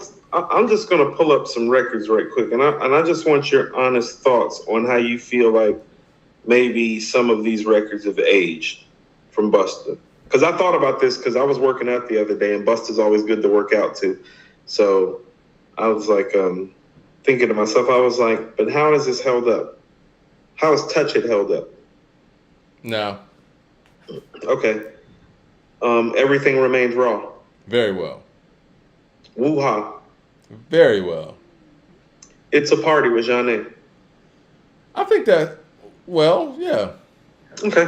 I don't think it's at Everything Remains Raw or Woo-ha level, but no, I think... it's a step under that, but yeah. Because it was a marginal hit when it came out. You know what I'm saying? It was marginal. Yeah. It was just a nice, dope record. It was good to see Busta do that on the album format, not be so rah-rah. I love the record, but, you know, it's like, if he did a versus, he might not even perform. I felt like the point of the record is like, well, Busta's not always rah-rah-rah. He can make a dope single like this. Like, this is the precursor to what's it's going to be in Give It To Me. Exactly. Right. Tear the Roof Off. Huh. I love that record personally, but I never hear it anymore. Me neither, but I still love the record. Yeah. And so that's what I mean. I don't know how to gauge Tear the Roof Off. What about Give Me Some More? I love Give Me Some More. I love that beat. I love what he did to the beat. You know what? Yeah. This is the thing. That was the first single. The Busta Rhymes. Give Me Some More was the first single. Exactly. And I remember when Give Me Some More dropped, we were really excited about ELE. Yes, that shit was But hard. I think that is the beginning of that sound that was developed that became Busta Rhymes sound. That calypso type of thing. Kind of like when you hear a certain beat, you know that's like a Slick Rick beat. But that kind of started with Give Me Some More, I would think. Because Put Your Hands on My Eyes Can See and all that's a little different. But yeah. How about this? Yeah. I think it's held up remarkably well because I think the beat is still there. When I used to listen to it, I'd be like, man, this beat is next level. And he sounds next level with his flow and his delivery, the way that he's approaching it. If this is what the album is about to sound like, this is about to be his best work. LP with the super chat says, Coop gonna need CBD after this Neptunes and Timbo. Yeah. And first of all, I have you know, if I could find the CBD pen, that's actually what I'm on right now. Except for I just put it somewhere. He said, Jay Short said, Coop, are you gonna use Timberlake with Timberland? You could. Oh yeah. Timberlake's fair game too. Chico Patterson says Dilla versus Madlib. Man, Madlib is crazy. Madlib's crazy. I don't know if he won it with Dilla. You think he won it with Dilla? I don't think so. And I say that respectfully. In the same respectful way that I say about Primo and Dre. CJ Kidd says, What's My Name versus New York State of Mind. See, that's what I'm saying. Like that's what I mean. It's too differential in styles in terms of what it's doing and the feeling that it's trying to create to compare it. And then you just get down to the, it's like Mad Skill said on his first single, The Nod Factor. I got your head nodding because your neck nose is fat. Well, that's how the nod factor goes. The nod factor always is going to lean towards, like, you know. Dr. I don't know if everybody in the chat even saw, you know, the Patreon and how we did it, but let's just think like this, right? If you play New York State of Mind, and then I come in there, it blows it out. And if I start off with that, you're not going to play New York State of Mind to follow that. It's just not going to happen. No way. Not a chance. So it just doesn't work like that. It's like, I'm not going to risk losing that all-time great record. No. To that energy. The energy is different, man. Mad Max says New York State of Mind is like you can have the size with these nuts and Premier's still going to win. Y'all think that. Okay. You keep saying that till it start coming through the speakers. That's what I'm saying. Mm-hmm. We just played it live on Patreon because even some of the Outkast stuff, Mike, when I was playing it that I knew was their classic stuff, I was like, it don't sound as classic as the Tribe stuff when I played. You know, the one thing that I played and kind of felt like, this went better in my head than it did live was when I played Vibes and stuff. I was like, yeah, I'm about to lose this round. But yeah, no, you lost that. But that's what. How about this, Mike? When I played Over the Woods, like, and I realized like that Over the Woods wasn't hitting as hard as like Tribe's 10 best records at all. In my mind, like when I heard it, I was like, I'm about to lose this battle. I was like, because Over the Woods is like, it's like epic, classic, quintessential Outkast type shit. And I was like, oh shit. I was like, Over the Woods ain't hitting like, I was like, I'm about to lose. I forgot Hold on, what let me go to played. some more of these Busta songs. Go ahead. Because you're right about the Busta thing, because a lot of it is because, here's the thing, ain't like Busta had a reputation where it's like pretty much it's like if Busta came, you drop Busta shit in the club. Right. You know what I'm saying? So what about Break Your Neck? Nah, I don't think that aged well. What's it gonna be?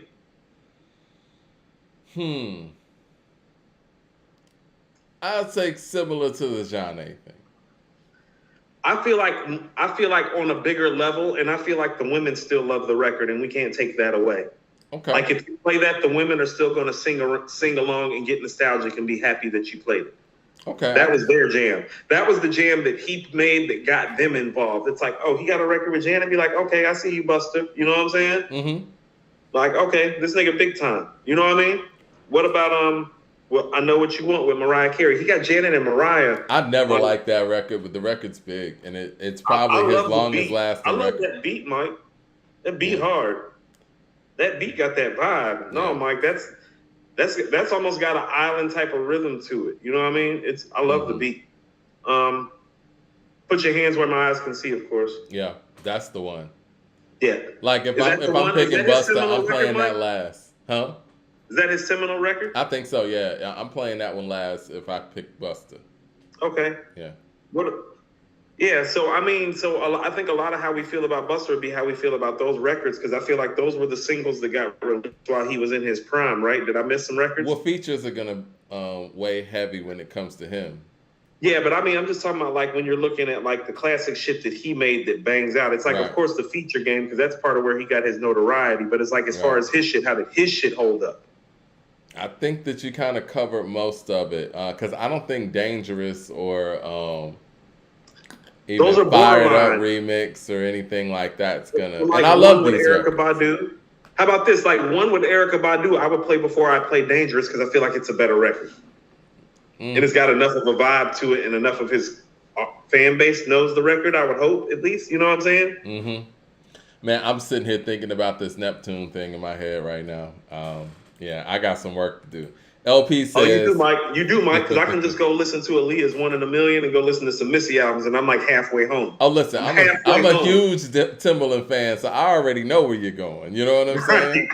Mike, you have a lot of work to do, Mike. Just like I'm a huge Outkast fan, so I knew where you were going too. So I'm thinking, I'm playing chess in my head right now.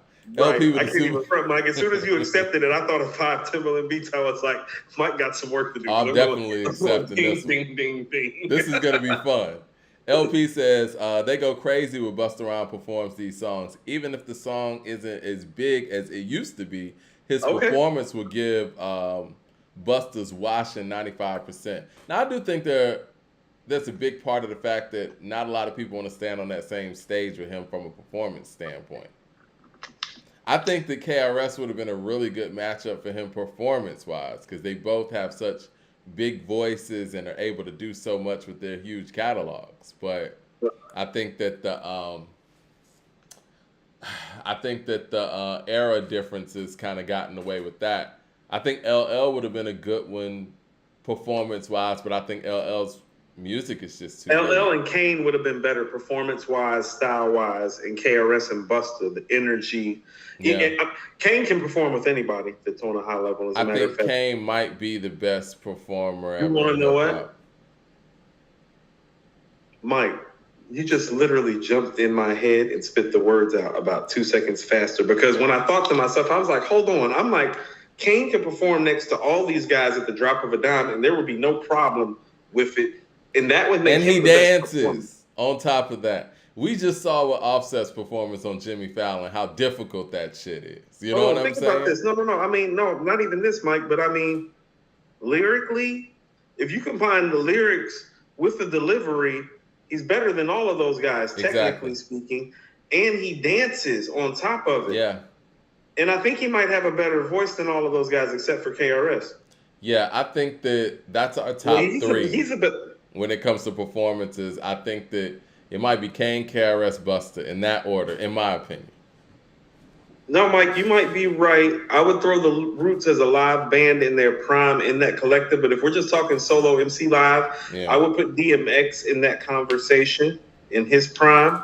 Well, the thing is, though, I'm talking longevity with those three. We just saw Kane and KRS last year. Oh, yeah, if you're just talking the overall You know what I'm value and saying? impact, I hate to say it, it's like, no, I don't hate to say it. It's like, no, it's Kane, because it's like, well, Kane's comparable to all you guys, and Kane can dance and keep his breath still at 50. Yeah. And, you know, rest in peace to DMX, but he didn't sustain that level of performance over the duration that KRS and Kane did. So I got to give them the nod. Somebody said Kane's not better than LL. LL's a great performer, man, but he's not out there doing dance moves like Kane.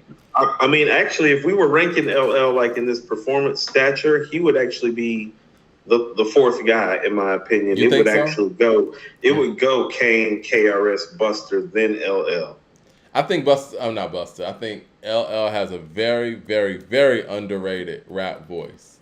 I think he has one of the strongest rap voices. Not better than Kane's. No. No. I don't know. I don't think it is, but it's not too far off. I think that he has a very underrated rap voice. We never talk about LL's rap voice when we talk about how he executed Mama Said Knock You Out. You got to be special to execute a record vocally like that. Shotgun blast I heard. When I rip and kill at will. Okay, that's also a man that was, 5-6 years in the game that had learned how to use his voice that way. So he had an advantage that other guys didn't have maybe in 1990 because he literally had already been doing it 5 or 6 years at that level. Well, even his rap voice on I'm Bad or I Need a Beat. It's a medical beat subject of discussion. No, I'm not saying that he doesn't. I'm not saying he doesn't have a great rap voice. I'm saying it's close. Let's say that it's close and keep it fair. Jay Short says, Coop, don't forget The Bachelor by Genuine. Yeah, definitely. First of all, you be quiet. Stop letting the secrets. Oh, man, listen, I know all the stuff. I listen to I'm Sorry all the time. They Short. I'm Sorry is the truth. They Short. Next time you're going to say stuff like that, you need to send a little bit more money. You're letting secrets out the bag. I'm going to bring up The Bachelor by Genuine for a reason, young man. Yo, I think we kind of got to go to the next topic. I want to go to something real quick.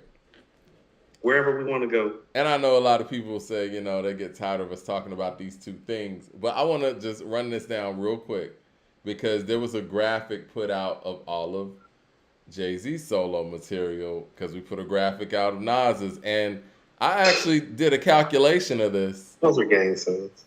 I did a calculation of this because we had to actually add in Unfinished Business and Best of Both Worlds so it could get to the number of 16. And so I had, Illmatic better than Reasonable Doubt. Then I had It Was Written better than Volume 1. Long story short, it turned out to be 8 and 8 on mine. And I think the tiebreaker for me was the fact that, A, we left off some of Nas's work. And, and most of this stuff is, I think everything except for Distant Relatives is all Nas solo work. So that was the tiebreaker for me. No, let's not. And not to be the unreleased stuff. Not to mention the unreleased stuff. Right, that's what I'm saying. So, I mean, if you really want to do it, let's just do this. You see it on your screen? Yeah, can we leave it there for a minute? I do see it right now. Go ahead. So let's look at it. Let's look at it. And first of all, for the people that think stuff that needs to go. I think for the people. Go ahead. I'm sorry. I was just gonna say for the people that think that we're Nas channel with showing favoritism. Here is the records right here. It's no favoritism. These are the solo projects with what? One group project? How many group projects does Jay have on here? We got 2 Best of Both Worlds and we got Watch the Throne. So 3. And so how many group projects does Nas have on here? Distant Relatives. Okay, so we're gonna take one of the Nas albums off and put The Firm in. I mean, you don't even have to do that. I mean, Oh, we don't. Oh, well, we don't. I haven't seen this yet. So let's go. Let's go album for album right quick then. okay. You know what I'm saying? Like if we were just doing it straight up and down, and even though they got released at different times, it's like Straight up and down. Illmatic or Reasonable Doubt.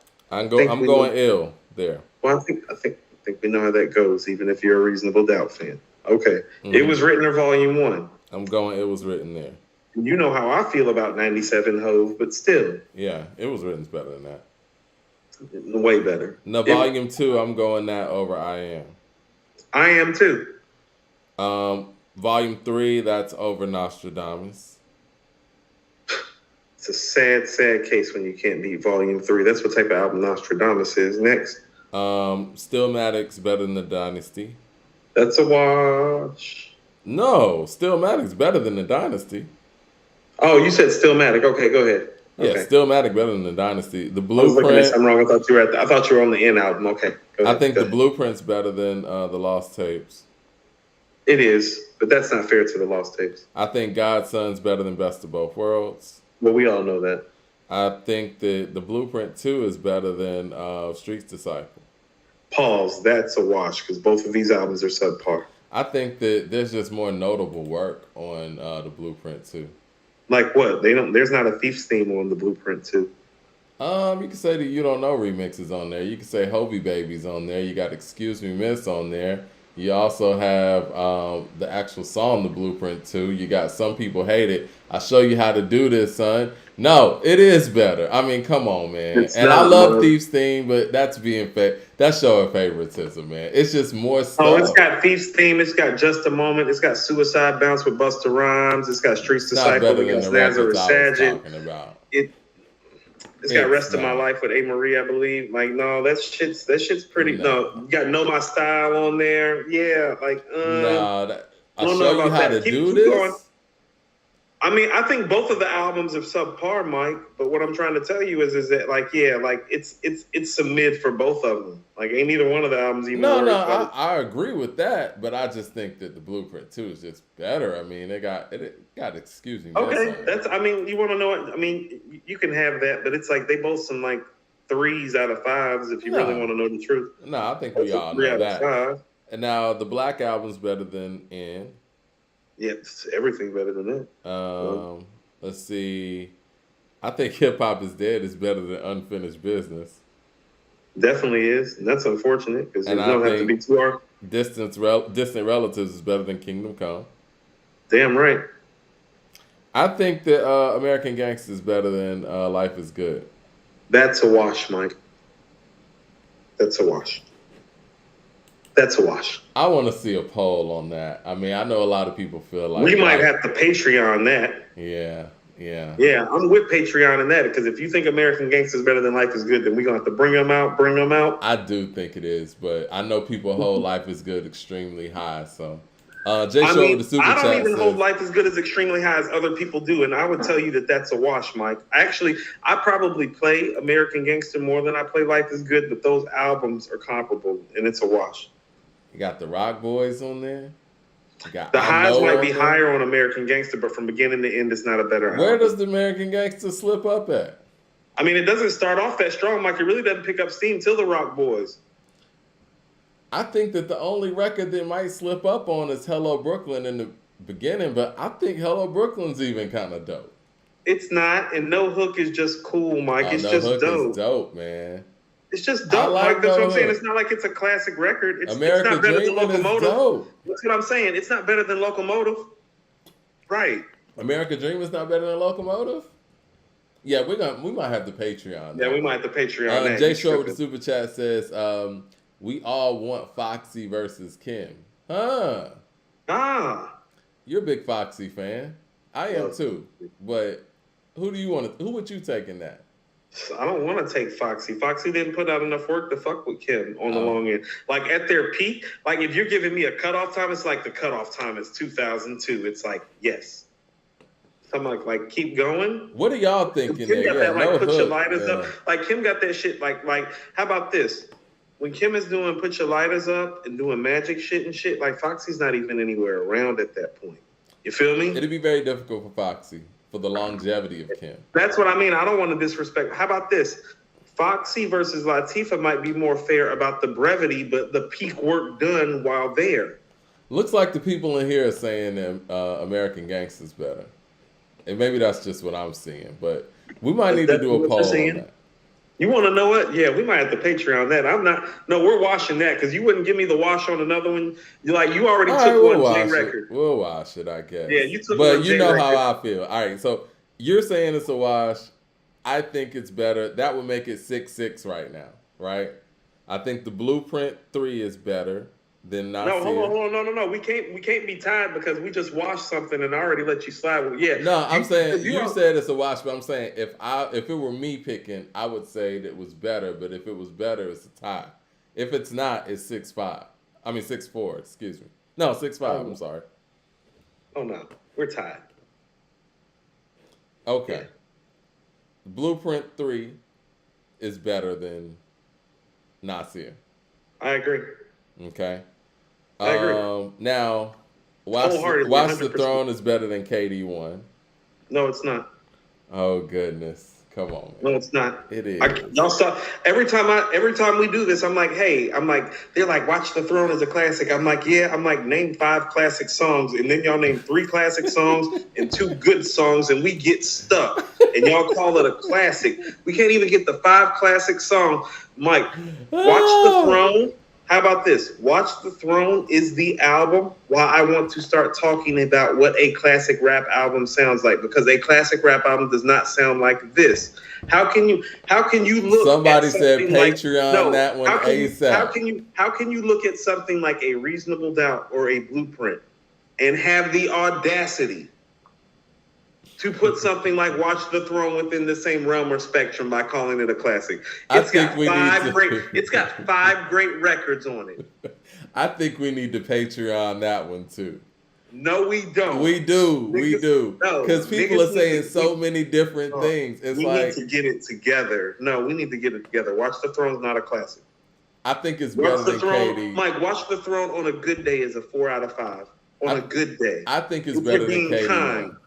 It's too much cocaine, and it's too much of Ye running the show, and Jay-Z's running behind Ye. Why is Ye out rapping Jay on this album? Because it's Ye's album.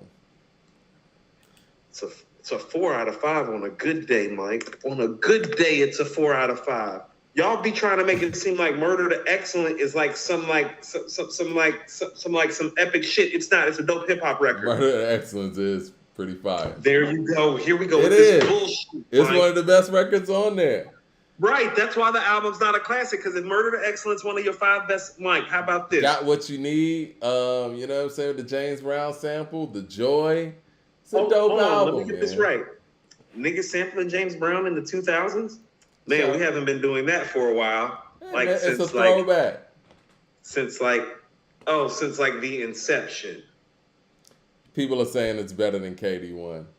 It's not. And I see Watch the Throne way better. That is a lie. That is blasphemous. I see Watch the Throne way better. Now I see Watch the Throne's overrated. I think we need to Patreon this one. Now, wow, I don't believe. Why do y'all love Watch the Throne so much? This shit is not that good. It's just not. And this is like, this is when I'm excited and I'm in love with Ye and Jay. Like, this isn't like me. No. I was supporting this. It's like I heard this. I was like, what the fuck is this? It's like, that's what you two guys did? It's like, this is what you did? You're better off without each other if this is what you're making together. Get 5 dope songs from anybody. Get 5 dope songs from any 2 good MCs, Mike. I think you're being too tough on Watch the Throne. No. If 2 guys that's not named Jay-Z and Kanye make this album, we don't even talk about this album outside of Niggas in Pairs. I think we need to Patreon it. I think we do. Definitely Patreon. So disrespectful. I don't believe we Patreon in this bullshit. And so KD2 is better than what's it called? Holy Grail. Yeah, that's what it's called. Sorry. Everything's better than Holy Grail. Watch the Throne's better than Holy Grail. That's how bad Holy Grail is. And Magic is better than 444. So even by my count, and that's me giving American Gangster over Life is Good, and me obviously giving Watch the Throne over KD1. It's 8-8. And that's with you giving those. It's 8-8. Yeah, it's 8-8 with me giving those, and I didn't do any washes. So and there's no Firm album or QB's Finest album in here that has Self-Conscious and Phone Tap on it. Yeah, so there's no QB's Finest. There's no Lost Tapes 2 included, and there's no Firm album, and 15 out of these 16 are just Nas albums. So the tiebreaker in that sense, and not to mention all the unreleased stuff, got to give it to Nas. So for people who feel like, we're showing favoritism, we're a Nas channel or whatever, that's the albums right there, right here on your screen. Mike, I'm going to stop my Rock Nation brunch pose and pause for a second and do the Run DMC. Nigga, I told you so pose. I mean, I got to give it to you, man. I mean, when we started this podcast, again, I had Jay over Nas for just the brevity of catalog, longevity, and just continuously getting better year after year. Those things aren't true anymore. I mean, I got to give Nas that credit. And the proof is right here. When I used to say silly shit, like, it's like, but he made Phone Tap. It's like, show me where Jay can do stuff like that. People be like, oh, you nitpicking, you tripping. It's like, nah, I'm like, I'm dead ass serious. And it's not like, to mention, show me. Not to mention if we factor in the storytelling ability and all of that stuff. So yeah, it is what it is. Mad Max with the super chat says, Watch the Throne better than KD1, Coop. I remember when it came out, Ye and Hov owned that year. That year when I was in high school. KD1 was good, but come on. Yeah. Otis? Yeah. Otis? Niggas in Paris? Hold on, Otis. Listen, Otis. Niggas in Paris. Ham. Murder to Excellent. No Church in the Wild. Mm-hmm. What's the other one? There's one more. The Joy. The Joy. There we go. 6. Got what you need? Come on. Maybe 7. 7. How many records on there? How many records on there? We can Patreon it, man. There's a lot of records on there. No. We just named the records. That's what I'm saying. I like this that. Is why I want to talk about what a classic like That's is. My Bitch too. Q-Tip on the beat once again. Nah, you can keep that. LP with the super chat says Nas got higher highs and Jay got lower lows. That's debatable. It's debatable. Jay Short with the super chat Jay's says highest highs is like Dead Presidents, like the Evils, like that. It don't get too much higher. Jay Short says Jay knows the Watch the Throne ain't classic. Why? That's why he won't do another one. That's probably more because of Kanye, but possibly. Yeah. Here's what I go ahead. Here's what I mean. I watched. I was watching briefly, and it's one of the hip hop shows that I actually watch now, that I actually respect. I like what they do. They come across my feed, and the discussion about what a classic album is actually, being spoke about. Mm-hmm. And they brought up Ready to Die and how every song on Ready to Die is a classic, and that's what makes Ready to Die a classic. And I did not agree with that sentiment at all. Respect. I don't think every song on Ready to Die is a classic. Yeah. But Mike, and all jokes aside, but damn near every song though. And so a classic rap album to me, so I'm saying this so people understand, it's like, well, no, every song doesn't have to be a classic. But Mike, it needs to be damn near. It needs to be more than half. And I say this respectfully, Watch the Throne doesn't have that, Mike. So you think KD1 is a classic? Because Mad Max says all the records... I don't. I just think it's better than Watch the Throne. That's what I'm saying. It's like we're comparing a 3.5 to a 4. Mad Max says all them records is better than KD1. Okay, you can say that if you want to, but this is what I'm trying to say.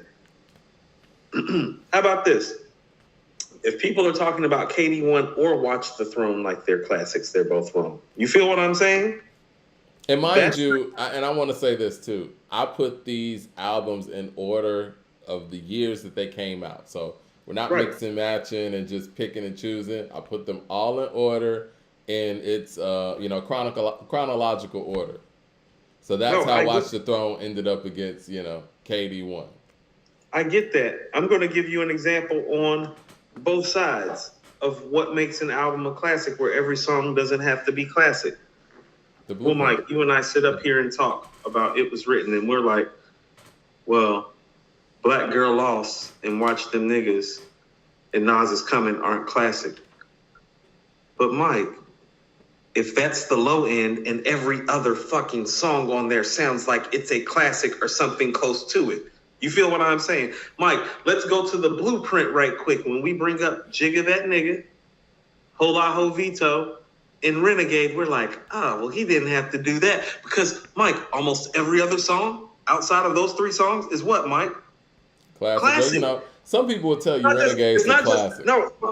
We need to. People need to understand this. It's not like he's just operating on some okay level or some mid level outside of those songs that aren't classic. It's like no, on a classic rap album, about 75 to 85% of the material is epic. It's classic. Yeah. And you can't tell me that Watch the Throne is that. Watch the Throne was a moment. Now.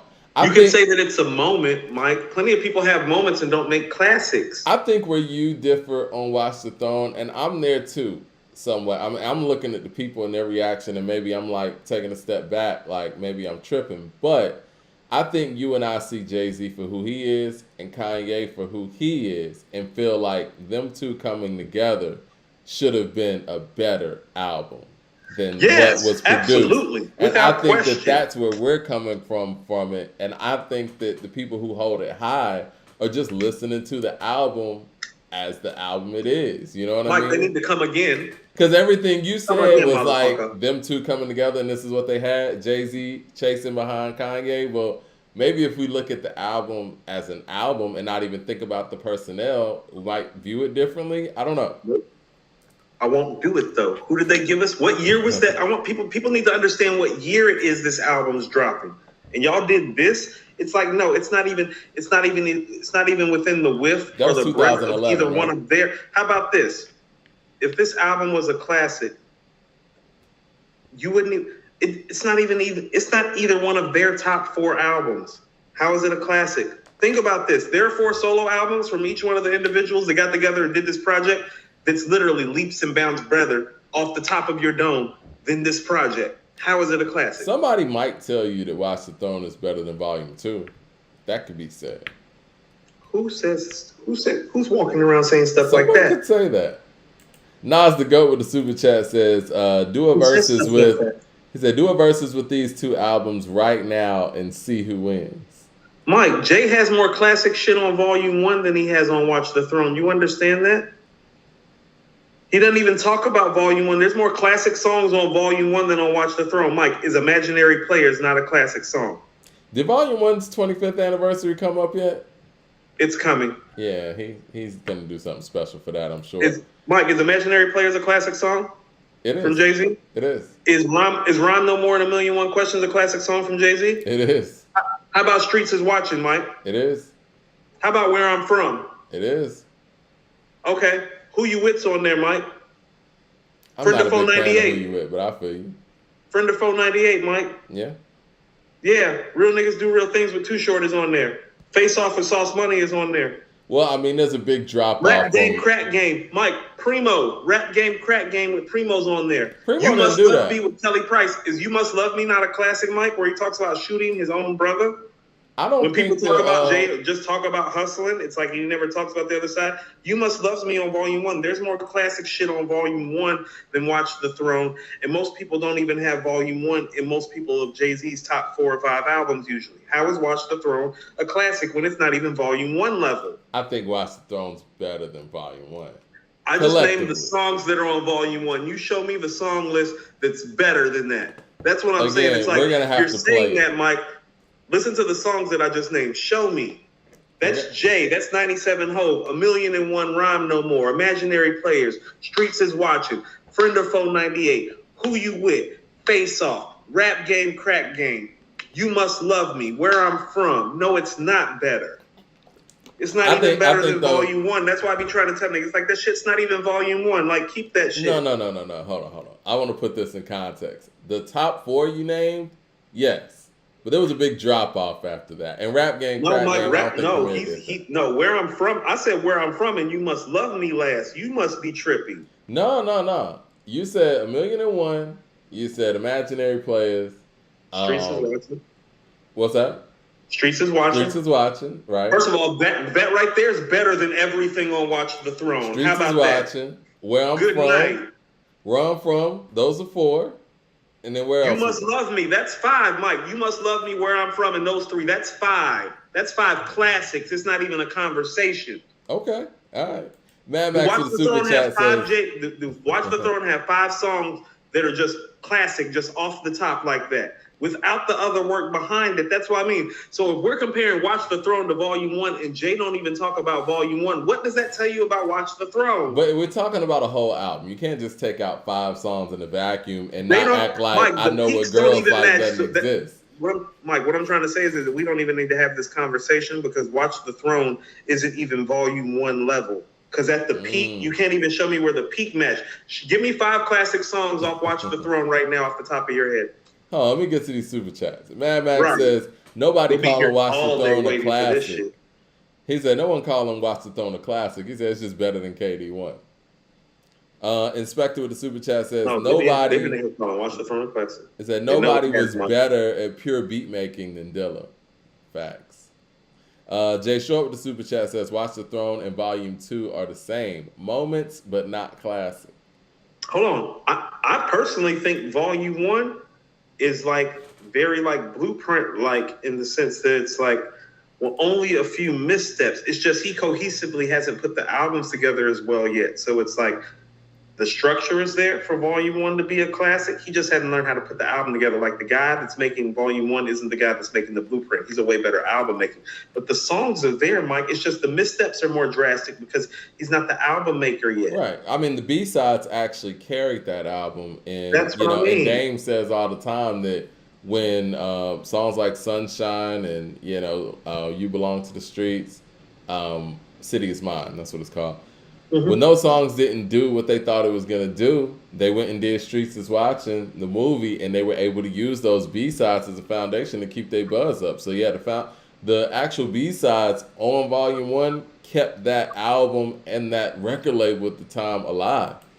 Mad Max says, do KD1 have a No Church in the Wild or Otis? Hold on. First of all, I've always said, like, for me, that Volume 1 is a classic. To me, it's the public that doesn't think Volume 1 is a classic. I hold Volume 1 higher than I hold Volume 2 because if you want to go song for song, there's like 9 great songs on Volume 1. There's no missteps on Volume 2, though. That's what I mean. So no. When people rate Jay's album, it usually goes Reasonable Doubt and or The Blueprint, depending on how you feel. And then we go to the Black Album. Right? And after the Black Album, people usually go to Volume 2 or American Gangster. And what I'm telling you is that, well, after I go Reasonable Doubt, Blueprint, Black Album, Volume 1. That's me. You feel me? So that's where I have Volume 1. Everybody doesn't have Volume 1 where I have Volume 1 because when I hear Volume 1, I hear about 5 definite classic songs and about another 5 songs behind it that aren't too far off the level and are pretty damn good. But so he's got about 9 to 10 great records on there. He doesn't have any other album like that. You're a rap guy, and Jay-Z's still rapping at a very, very high level on Volume 1. He hadn't totally dumbed down his style yet. And I think that's probably why you hold Volume 1 very high. Understandably so. Because if you want to talk about like just spitting or whatever, there's no way in the world he's rapping at the level on Volume 2 that he is on Volume 1. It's just not. I mean, Mike, he's not on that level on the Blueprint or the Black Album either. That's what I'm saying. And so when Jay maybe gets the help, Black Album, maybe, but yeah. How about this? From end how to about end. this? Let me submit the conversation differently to you about how he is on Volume 1. His lyric, where he is held lyrically, is about Reasonable Doubt in Volume 1 more than anything else because we're clear on who we heard on those 2 albums. Not just Reasonable Doubt. I'm going to say that again. Reasonable Doubt in Volume 1 is why he is held lyrically in the sphere that he is held in. Yeah. Not Reasonable Doubt in Volume 1. No, because that guy does not exist on Volume 2, and you only see him really in moments after that. In Volume 2, he's kind of basking in the glory of his skill level from Reasonable Doubt in Volume 1. Yes. Yeah. He literally starts off from, what'd he say, from coming up with some of the hottest verses rappers ever heard. Yeah. He's talking about Mike. He's saying that after Volume 1. He's not saying that after Reasonable Doubt. Yeah, because people are coming up to him. It's like, you spitting some of the illest shit ever. I mean, I say it all the time. I think his third verse on Streets is Watching could possibly be his single best verse. Mike, it could be that second. It could be the second verse on Imaginary Players. It could be the verse on Rhyme No More. It could be any of the verses on Where I'm From. It could be the second verse on You Must Love Me. He's there. You know what I'm saying? It could be the whole rundown on Friend or Foe 98 where it's like, oh, this nigga's not writing rhymes and he's rhyming for 2 minutes straight about like the backup into how this deal went down and what. Take 2 ice cubes up past him, throw this ice up for the nicest MC, and please, yo, tell Big he's unbelievable. Friend or foe, biatch. No, that guy's crazy and he's menacing. He's unforgiving. Chris Daughtery with the super chat says, guys, I'm 48. Just do a Jay-Z and Nas classic albums against each other. Nas is gonna win. No, I'm not talking about that. I'm talking about it's like the Jay that people keep holding high. It's like, no, this is MCing. He got to this point off of Reasonable Doubt in Volume 1. That's what got him into Nas and Biggie and Tupac's conversation. Not hit making, MCing. Yeah. Old Badly with the super chat says, that shit. We're not forgetting that, and so Volume 1 needs to live. So I'm not the one that has a problem with Volume 1's classic status. People need to give it its classic status. Old Badly with the super chat says, can't call Watch the Throne a W for Jay. Ye watched him on every song. He did. That was the problem. This is what I'm talking about. When you go from Reasonable Doubt to Volume 1 to people talking about you in the same breath that they're talking about Nas, Big, and Pop, to you getting watched by somebody that people is looking like as your producer on the records that you're on him with, that's not classic shit going on, Mike. Well, Ye is doing some classic stuff at that time. It's not like... Ye is doing some classic stuff. It's a group album. Yeah. Where's Jay's classic shit on there? Murder to Excellence? That's the classic shit that everybody goes to. Where's the rest? It's a whole album, Mike. I like Ye's performance on The Joy more than Jay's, too. And I think they both did great. But it was great. I was looking forward to hearing Jay and Pete Rock on the same track. Jay's better on Murder to Excellent and on No Church in the Wild, in my opinion. And even No Church in the Wild, it's like the most famous line on there is Sunglasses and Advil. Last night was mad real. That's Ye's bars. Even if you're going to Otis, it's like, I made Jesus walk, so I'm never going to hell. Yeah. No. Yeah. I mean, hold on. The other most famous part on there is Maybach stickery. What would Hova do? That's Ye's bars, though. Witty, man. Chris Daughtery with the super chat says, also, Coop and Mike, Nas classics have significantly better play on it. Your Pat, Mike, he loses. I guess he meant you're right.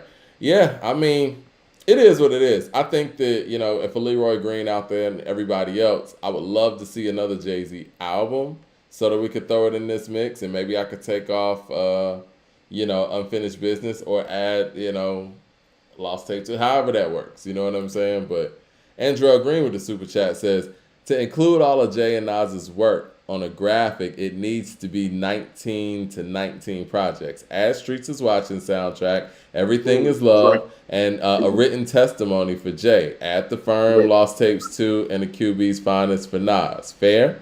We can do that. Appreciate that, Andrew Green. Now, I think we can do that, but I still, based on just going off of that, it still looks like it's leaning more towards Nas's way. Uncle Fran with the super chat says, so for Illmatic and Magic, not all classics are created equal. Try the same barometer between, by the way, Magic and Illmatic, lyrically and beat-wise, and you'll see. You have too much urgency, Coop.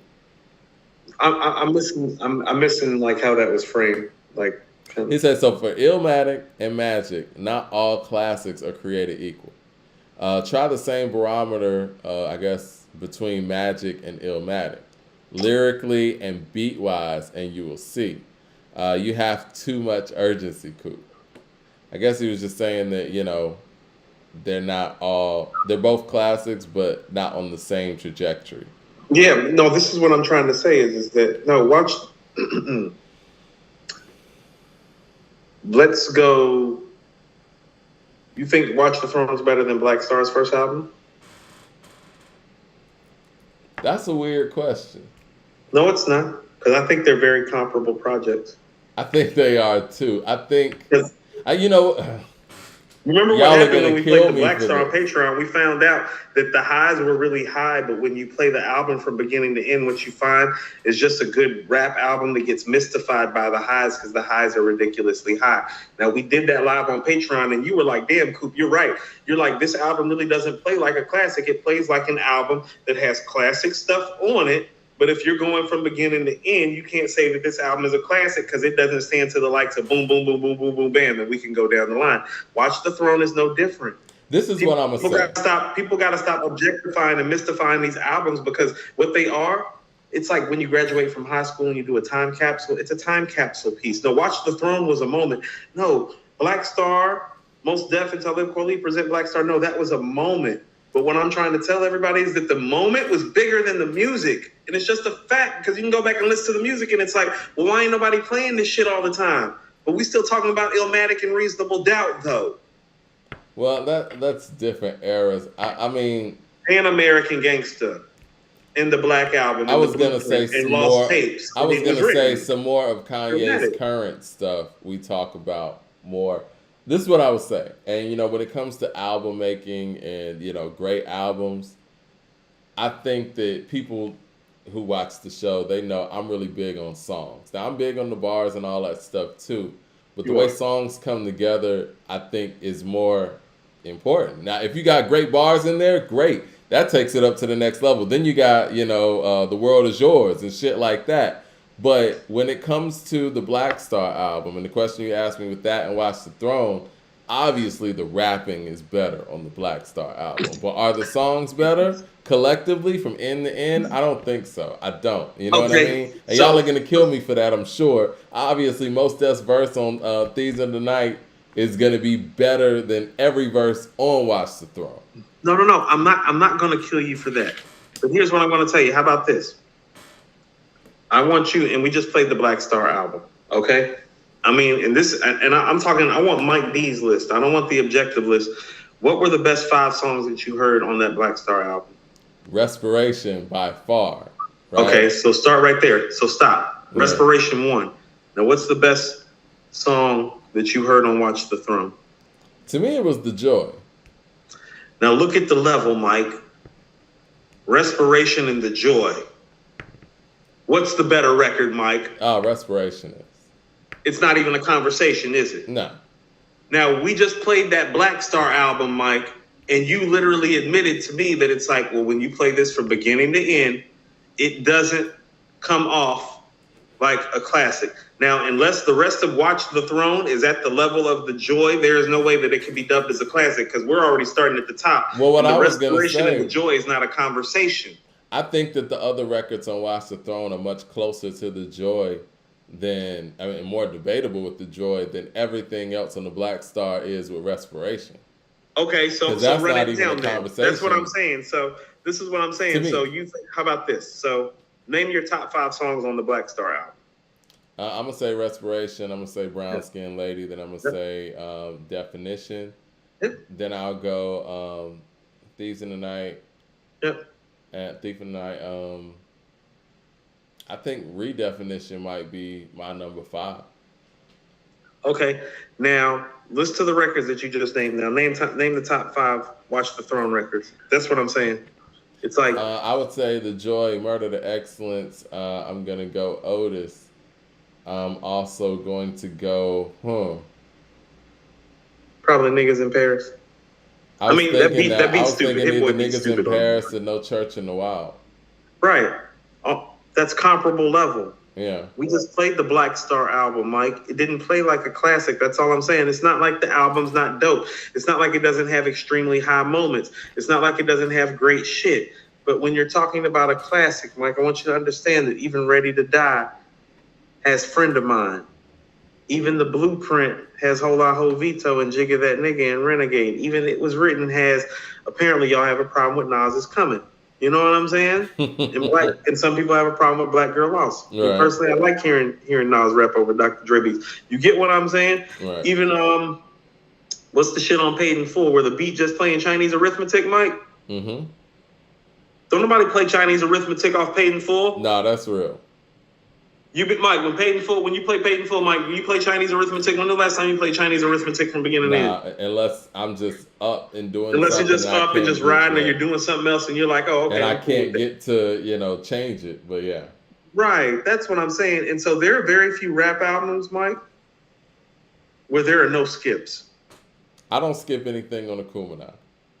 Mike, I was literally thinking, and this is why I hold Illmatic, Aquemini, and the Purple Tape, and Doggy Style, and It Takes a Nation a Million so high. That's why I go 1, 2, 3, 4, 5th, and Paid in Full in there too, right after that. You see what I'm saying? Yeah. Because it's like, well, no, I can play Illmatic all the way through. Yeah. Well, no, I can play Aquemini and the Purple Tape all the way through. It takes I can play Daytona millions. all the way through. I know people. I can play Daytona all the way through. I know people say things about the fact that it's only 7 songs. Don't do that right now, Mike. When we're doing this, don't do that to people right now. But that's what I'm saying is like, so if you want to start nuancing, like the highest of the high in the rap classic of the rap classics, Mike. That's why I told you it's like, well, if you just count the first half of All Eyes on Me as a rap album, that's a top 10 rap album easy, Mike, because damn near every song on there is a classic and there is not a bad song. No, that's which real. means it would belong in Doggy Style, Purple Tape, Aquemini, Illmatic, It Takes a Nation territory. Not even, Mike, it wouldn't even belong in low end into the Wu-Tang territory. It would belong ahead of that. Because What's Your Phone Number is literally the only song on there that's not classic. But it was a double disc, so it is what it is. But it was a double disc, so it is what it is. Correct. Jay Short says, Volume 3 have the last word. Does Volume 3 have a last words? Project Window, A Life We Chose. It has a Big Pimpin'. It has a So Ghetto. It has Come and Get Me and So Ghetto. Yeah. Hold on. Here's what I'll give him.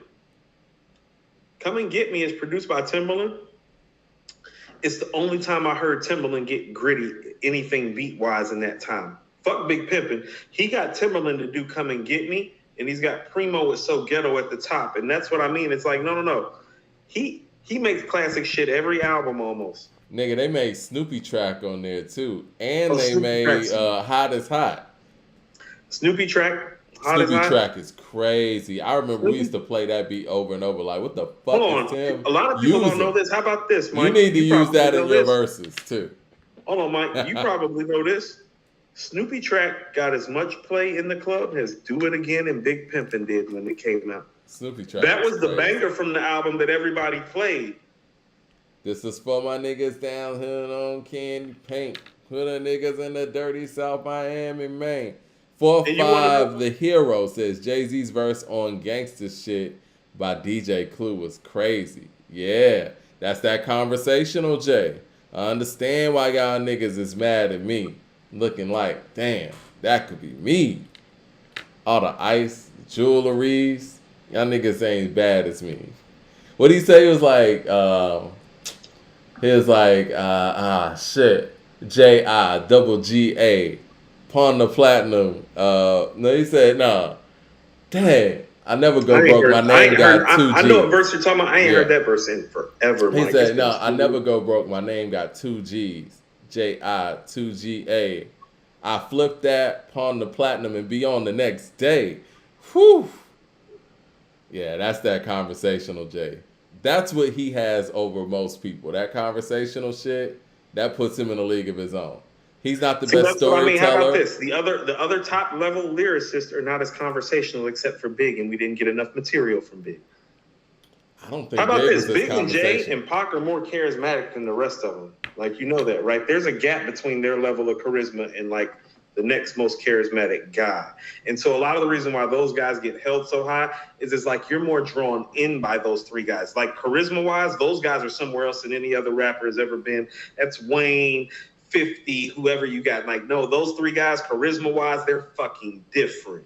Andrew Green with Super Chat says Nas edges Jay's classic material, but Jay's mid-tier stuff is better than Nas, to be honest. A valid way to do a versus with this is to rank their albums individually and go head to head in that order, not released order. So you mean quality order, start from the bottom up.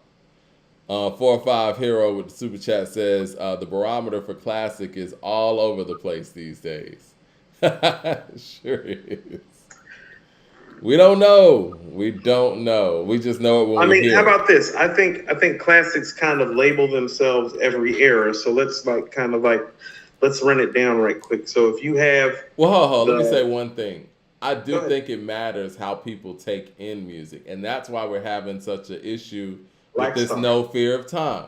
And the way No, Mike, people take it's in not. music has to do a lot with its classic ability, you know? No, that's why I told you, Mike, we can't name this album of the year because if hip hop is really in the streets and about the streets and for the people have to have access to it. That's that same issue that I took with the NFL putting the game on Amazon Prime. It's like, oh, well, you're taking it out of the people's hands who are impoverished.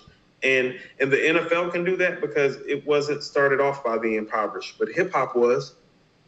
You feel me? And that's why I have a problem with No Fear of Time. I don't have a problem with music. I don't have a problem with Yasin. I don't have a problem with Talib. I don't have a problem with Madlib. I have a problem with the way that they approached it because they keep saying that it's for the people, and that's some bullshit. It's for you. At least be honest with the people and don't lie to them and be like, hey, this is for me because this is how I want to run it. Respect it. Because guess what? You know who used to do that? Prince, when he started selling stuff online or when he was writing Slave on his face, he's like, no, I don't need you to agree with me. Understand this is how I'm running it now. If you don't want to run with me, I understand. But the juxtaposition that this is for the people when it's blatantly for you and we don't have access to it, and hip hop started in the motherfucking streets, Mike. Good. Man with the super chat says Hello. Nas was ordained to rap. Jay was a hustler that can rap and use it to get ahead. He was never the better MC over Nas, in my opinion, except for sales. Nas still best. I've been called a hater my whole life for saying that. Chris Daughtery with the super chat says, Coop, I'm saying if you play that Jay and Nas classic, the machine don't control mine Nas music, in my opinion. No, I get what you're Nas's saying, music but has aged significantly better. I Yeah. mean, if you really want to know, how about this?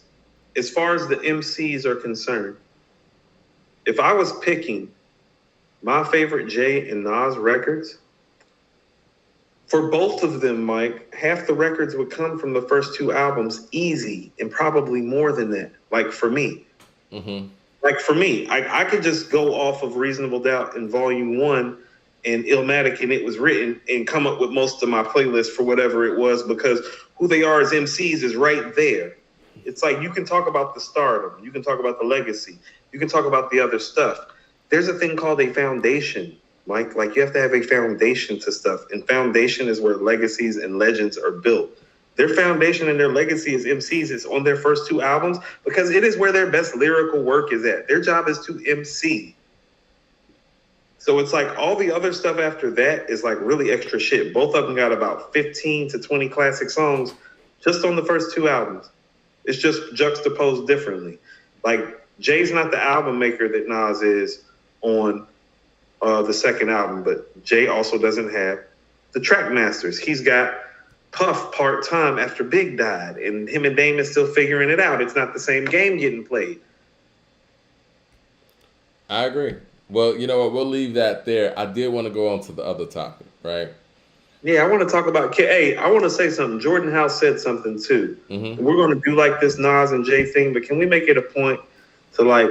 And I love them. I love them both to death. But can we just like start moving past it and talking about them a little bit less? A little less. Yeah. No, we can't. Yeah, like I would love to talk about Scarface and Ice Cube and doing that verses that we were talking about on the Patreon a little more, Mike. Yeah.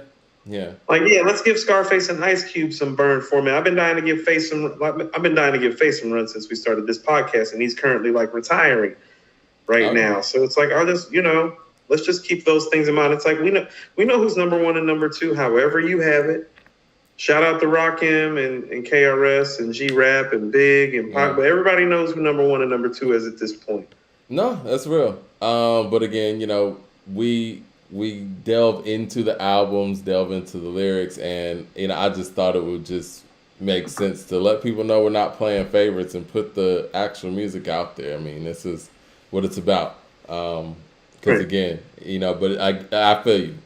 I Like don't I want love the Volume One more than I love Black Album and the Blueprint, but I'm not a fool. I don't think it's better. He's a better song maker. He's a better album maker. His flow is wicked nasty on there on the Black Album. Like his flow is somewhere else that it's not on Reasonable Doubt in Volume One on the Black Album, and I can respect that and I can appreciate that.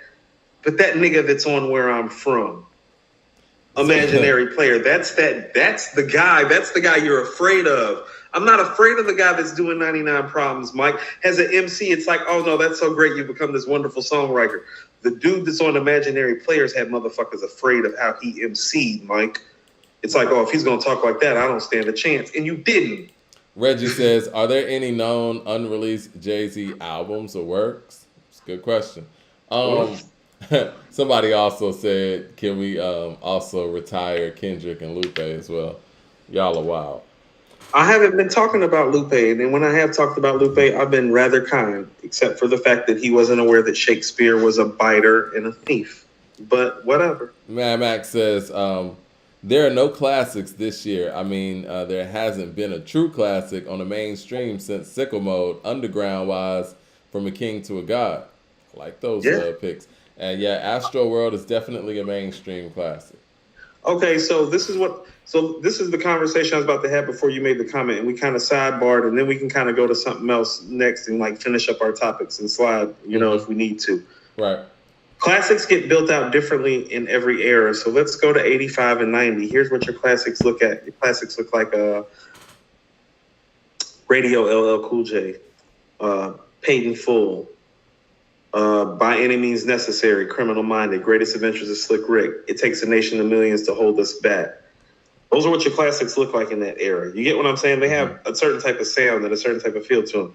Now let's go to like 1990 to like 1995. It's like, well, everything's all over the place, Mike. I mean, you got The Chronic, you got The Low End Theory, you got Into the Wu-Tang, you got Illmatic, you got Ready to Die, you got Southern Playlist. Well, you know what? Hold on. Let's kind of put that a little bit context. I think that in that era, you're starting to see the evolution of hip hop artists really starting to make albums in more of a sense where you got skits, things are lining up, you got themes that are coming with it. The subject matter is more vast than it was in the previous era, but it's like it's more of a it's kind of like with the 60s and the albums that we were getting in the 60s where it was more about the songs, the hit songs, and in the 70s you get more conceptual pieces of work like Songs in the Key of Life and things like that. You know what I mean? No, that's what 90 to 95 is. 96 I would say it's like. That's fair. So here's how I'm trying to frame this is that like, well, the Low End Theory and Into the Wu-Tang, Mike, they sound literally nothing like It Takes a Nation of Millions to Hold Us Back and Paid in Full. Right. You feel me? Two different eras of classic material. Right. And so when you're rating something as a classic, it's like, well, you have to understand, well, part of the reason why I hold Illmatic and Aquemini and The Purple Tape and Doggy Style. No, because it's like, well, there are classics, and then there are the type of classics that don't have any skips. And that type of thing is going to hold itself over the course of time if you make an album like that. But here's the reality of the matter, is that album is harder to make now because hip-hop scope is so much bigger than what it used to be. Like, nobody's coming out and making an Illmatic anymore, Mike. That's why Good Kid, Mad City was so important to me. I was like, somebody can still make an album that sounds like that in these days and times. It's like Illmatic, like that Project Kid coming out of the project and explaining everything in such an articulate and intelligent way without losing any of the street in it. You know what I'm saying? Mm-hmm. No, it's hard to do. That's why I hold Good Kid, Mad City so high. That's super hard for him to pull off in modern day times. And so I'm going to rank that classic higher about the pull off. And so it goes like to errors, and then it goes to like the replay ability of the album. Now, Good Kid, Mad City, oh, it's great. Now let's go right back to My Beautiful Dark Twisted Fantasy, and let's go song for song. You feel what I'm saying? Mm-hmm. It's like, oh, I love me. I play Good Kid, Mad City more than I play my Beautiful Dark Twisted Fantasy. I do not have it fucked up. It's not a better album. I just like it more because of the feeling that it gives, because I look for those feelings because they're so few and far in between in hip hop. But I don't have it twisted like it's not better. My Beautiful Dark Twisted Fantasy has classic shit all over it from beginning to end and plays better from beginning to end. Yeah. Understand the difference. So my Beautiful Dark Twisted Fantasy is closer to Illmatic than Good Kid, Mad City to even pray to be, even though Good Kid, Mad City feels more like Illmatic. I think you like the high level rapping from the main artist on Good Kid, Mad City as well. Yes. Like backseat freestyle, bitch don't kill my, yeah, real. Like, yeah, it's high level rapping from a front man. Yeah. And see, the thing with Kanye, man, like where he lacks in skill, he's gonna give you in feel, not to rhyme or anything, and he's gonna give you in perspective. And the things that he's saying on Power, and the things that he's saying on Dark Fantasy and Gorgeous, like niggas who got 10 times his skill don't say. Right. When he said, and what's a black beetle anyway? A fucking roach. I guess that's why they got me sitting in fucking coach. My guy told me I need a different approach because people looking at me like I'm sniffing coke. It's not funny anymore. Try different jokes. Tell them hug and kiss my ass. X and O. And kiss the ring while you at it. Play strings for the dramatic. Get up on that wax shit. Act like I ain't got a belt in 3 classics. Come on. Mike, that's what I'm talking about. Fuck your rap skills. If you ain't got it, I want it. I'm going after whoever who has it. I'm going after who has it. You're blowing up. That's cool. That's fantastic. That's personality, man. It's like that, y'all. Yeah. I don't really give a fuck about it at all. I don't know if Dumb It Down's in the room. That tried to blackball me forgot about 2 things. My black balls, Mike, that's better than almost every rap album that's come out the last 10 years. Like, you understand, like, the first few songs of My Beautiful Dark Twisted Fantasy, that's almost better than everybody's rap album the last 10 years. So it's like, when people are like, well, what does a modern day classic sound like? It's like, well, listen to My Beautiful Dark Twisted Fantasy and go ahead and start lining your shit up. It's like, because you be 10 songs into that record and your shit's not even close. Like, I'll tell you what's not close to that. Like, as much as I love Astro World, no. Yeah, no, you're right. It's not. And you know, the funny thing is, even when we pulled out that bar right there, we couldn't cut it out. Like, we couldn't just say like 4 bars and stop it. We had to continue the bar. Going, Mike. That's what happens. That's what when Kanye it's epic. does. That's what I'm saying. When it's special, you don't just talk about it. It's like, yo, you remember when he said? No, he said this and it. No, that's when it's there, Mike. And we get very few albums like that. My Beautiful Dark Twisted Fantasy. I mean, Mike. You don't think Pray for Paris or Magic or Alfredo is better than My Beautiful Dark Twisted Fantasy, do you? No. Exactly. No. And, I know Dumb It Down was going back and forth with us on the Patreon about this whole Talib and Kanye thing. That right there is the difference. Like, Talib, as skilled as he is, he can't give you bars with that kind of personality that we just quoted. And Mike, those are intangibles, man. Like, you know what? It's a lot of basketball players who are more skilled than Draymond Green, but they can't give you what Draymond Green gives that team on the court. It is what it is. Skills ain't everything. I'm sorry. It's probably, Mike, it's the only song that I've ever heard where Raekwon has a feature verse, and the song is still a classic if Ray doesn't take his verse. It's the only Raekwon feature song like that, where it's like, oh, well, that shit's still a classic if Ray's not on it. Mad Max with the super chat says, and Nas isn't underground because I don't know, a lot of y'all in the chat are treating him like he's MF Doom or Rock Marciano or Ransom. Wow. Jay Short with the super chat says, Scarface doesn't rap. He addresses and orates. We got 5-4. The Hero says 93 to Infinity is not mentioned enough as a classic. One of my all-time favorites. Love Mischief? Yep, love that record. Love that album. It's the best record. CJ Kid with the super chat says, do you guys take in general general consensus when stating your statements? Example, Gangstar has 4 classics to the community, but you only consider Step in the Arena and Moment of Truth as classic. Yeah, general consensus definitely matters. I think it matters. We're not an authority of anything. We're just talking. No, to quote Gangstar, we have certain formulas, but we have to update our formulas with the time. And so I think what we're really in the process of doing is updating the formula. And what I'm saying is that if you feel like Gangstar has 4 classic albums, well, you're more entitled to feel that way. But I tell my daughter all the time, feelings aren't facts. Mad And Max feeling that way don't make it factual. The music is what makes it factual. And factually, when you listen to Step Into the Arena and The Moment of Truth, you hear a certain level in the beats and in the rhymes and in the style and the way the song's coming together that's not even on Daily Operation. Where you could say that, okay, this one's clearly the better album, and it's not as debatable. Right. Yeah. And not all classics are created the same, because to be honest with you, it's like Step Into the Arena for me is just hitting classic status, whereas like Moment of Truth is like, oh, that might be a top 20 rap album type of classic. There's they were saying, Magic and Illmatic. I mean, they're not all classics. Like we got number one. Like, how about this? We got we got number one versus like number 80. Yeah. Mad Max says, oh, and Ransom, Ransom, the EP is fire. He is Lyricist of the Year. Sauce Waka, the new Scarface and Symbol projects with drama was very dope as well. We got to talk about that on Friday. Since we're going to talk music on Friday. Hold on, let me make sure we got all of these super chats real quick. Yeah, I wanted to talk about this this thing that what's her name, Amaretta, said about female rappers. Since we're talking about classic albums.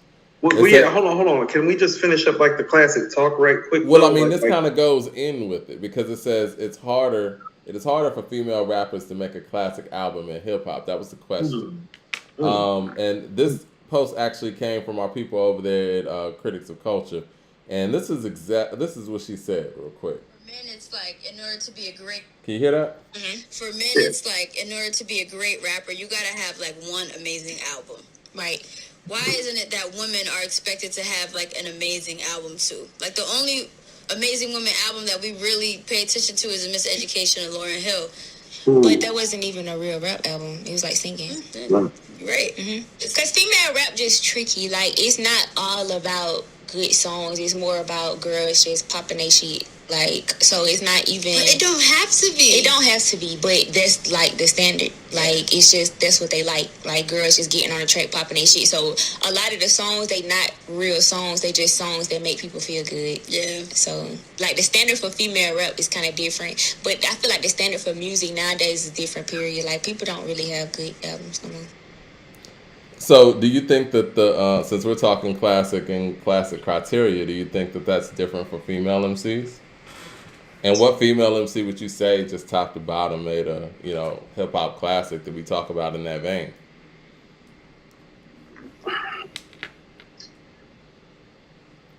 So even though that was brief, it's unpacking a lot of things. First of all, that's what I mean. Like, not all classics are built the same. She said something very strong when she said that the only female album that we hold as a classic is Lauryn Hill's album, and that's not really a rap album. Because here's the thing. And this is where I tell you that like hip hop is still like misogynistic and contrived and still kind of like a man's world type of game. Well, hardcore and funkified and Il Nana, like, these albums don't get held high. Black Rain by Queen Latifah, Light as a Rock, you know what I mean? Like, these albums don't get canonized within their own community, but people will argue about Watch the Throne being a classic. So you get what I'm saying? So part of the problem is the men. So when she's saying that, and when she's talking about how the, Mike, everything she was saying, it's like, I thought about Ruby Rose because I've seen Ruby Rose like about 20 times before I ever heard her rap. Yeah. You feel me? And I'm not like trying to call her out, but it's like I saw her about 20 times before I ever heard her rap, Mike. And so just off of that, right there alone, that modern day perspective, oh, she's saying a lot of detailed and poignant things. And that's why I told you Che Noir making the type of rap album that she just made, that like is actually a viable album of the year contender is so super important, and more people need to be talking about it and covering it so that maybe one day we can look back on it the way we look back at a Black Star or look back at a Watch the Throne and argue about its classic status, since we're arguing about albums like those classic status. And I mean that with some real fucking disdain, Mike, because it's sad. Well, you know what? I think that the album... album... Hardcore by Lil' Kim's better than Watch the Throne and Black Star. Well, I was going to mention Hardcore. I'll play both those albums. I was going to mention Hardcore, but since you went to the Che Noir thing, I do think that it's tragic that people don't fight over Rhapsody's Eve in that way in recent time, you know. And again, you know me, I've said, you know, I'm not huge on, you know, Rhapsody in that way, but the Eve album is a quality album, and I think probably was the best hip hop album in 2019. But it doesn't get framed in that way, and it's wild because I really feel like, and I hate to pull anybody's name out, but if J. Cole made that same exact album, same lyrics, same beats, and everything, they would have said that was the best album in 2019. Hold on. Imagine J. Cole or Kendrick releasing an album called Adam with only titles of strong Black leaders and forefathers, and the dichotomy of the songs was built around what those people personified.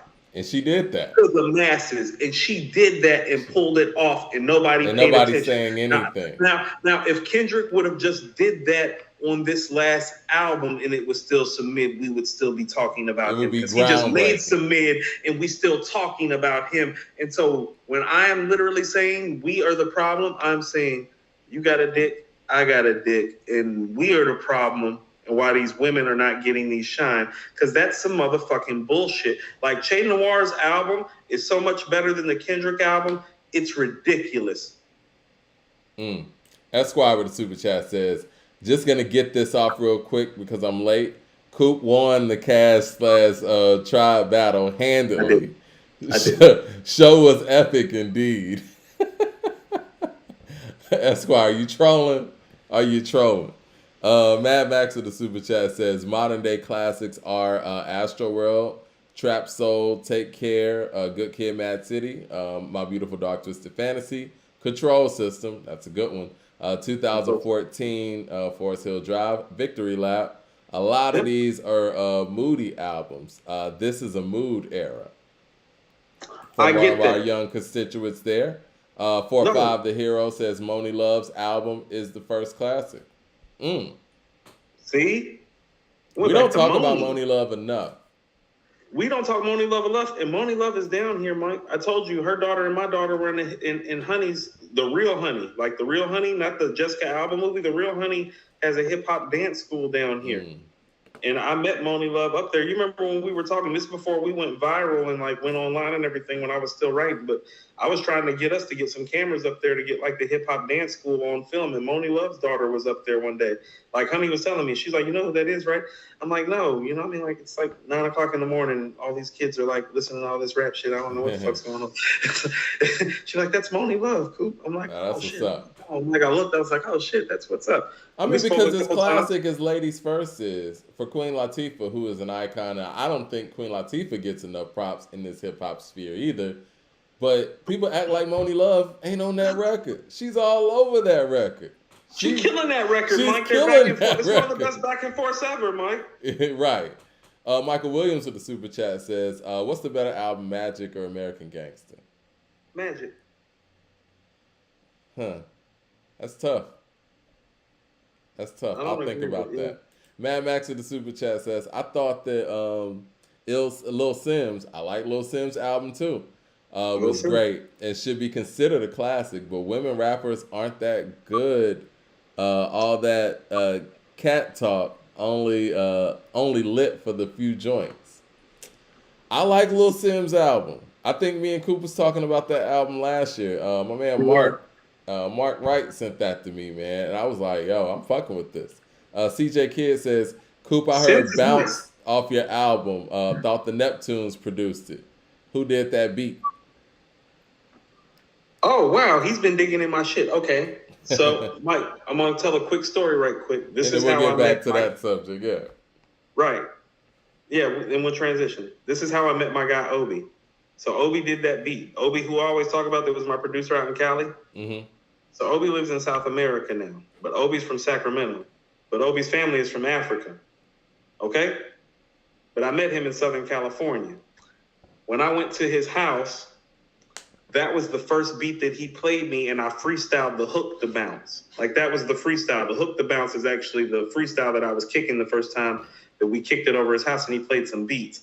And I literally asked him, I said, the Neptunes are your favorite producers, aren't you? He said, I fucking love the Neptunes. And to this day, he and I still have Neptunes-like arguments and conversations. So yes, Bounce was a Neptunes-inspired beat because Obi's favorite producers, much like Mike's, Neptunes. Well, you got to tune into that Patreon. And much like Mike, Big Tribe and Big Q-Tip fan Obi is too. So I've been dealing with these guys my whole rap life, right? Ethan Hill with the super chat says, not many female MCs can touch Jean Grey. Jean Grey got some new material coming out. I'm really big on Jean Grey. She's super nice. Always has been. People are saying Jay Noir over Rhapsody. But I do think it's, all right, it's very interesting that I think that the one female hip-hop album that gets held as the classic would be Lil' Kim's Hardcore. And I think that it's interesting that that album, from an image standpoint, also is the one that changed the trajectory and what's expected from female MCs moving forward in the mainstream. Okay, people need to understand this. That album cover, like, forget everything else. That album cover, like, she looked like, it was like, she was like the Victoria's Secret model, but she was from your neighborhood. Imagine if Instagram was around for that album. Oh, Mike, she would have shut down the internet with just the cover. I remember the ad work. We were looking at the ads for it. We had never seen a woman even projected to us that way. Like, she's by the fireplace in the little kitty, like, bent up. Like, and Kim is fine. I don't care what anybody, without any plastic surgery, this motherfucker was special. Because before that, we had the Brat, we had Boss, you had Light, you know, like we had plenty of people not like this, Mike. But I'm just saying, as far as like the presentation and what was being brought to you, it was more of like, you know, even if it was attractive female MCs, they were clothed up like dudes. You know what I'm saying? It is what it is. And I think Kim kind of added a little bit of femininity to that part of it. And she didn't add a little femininity to it, Mike. I mean, she made that shit sexy. Mike, the ads for the album coming, it was like...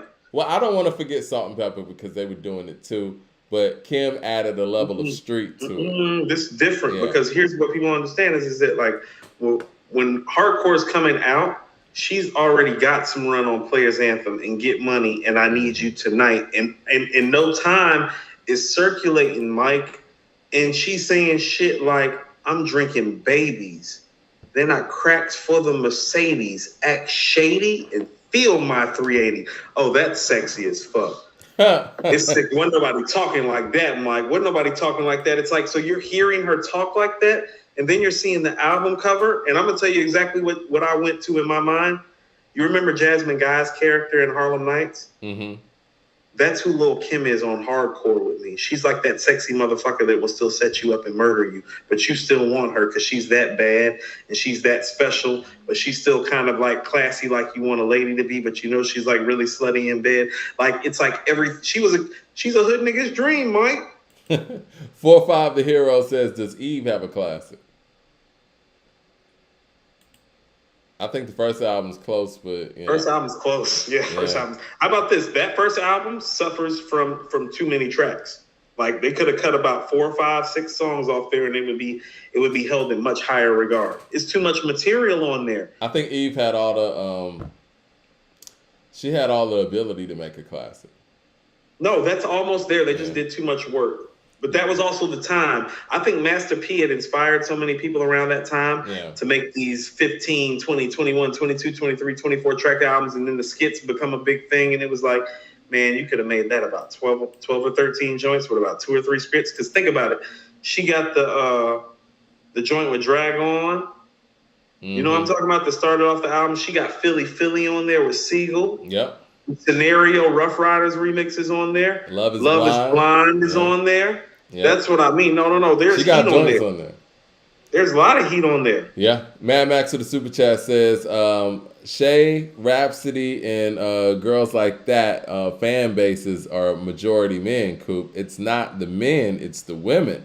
They don't want to promote them. I think that's a very the women don't just. Maybe all women don't want to be hoes. Like, how about that? Or look like hoes on the camera. Maybe women want to be respected in this craft for what they do and what they bring to the table, the same way the fucking men are. Well, hold on. What he's saying though is women don't support Shay Noir and Rhapsody at the level that they should. Is that not fair to say? Okay.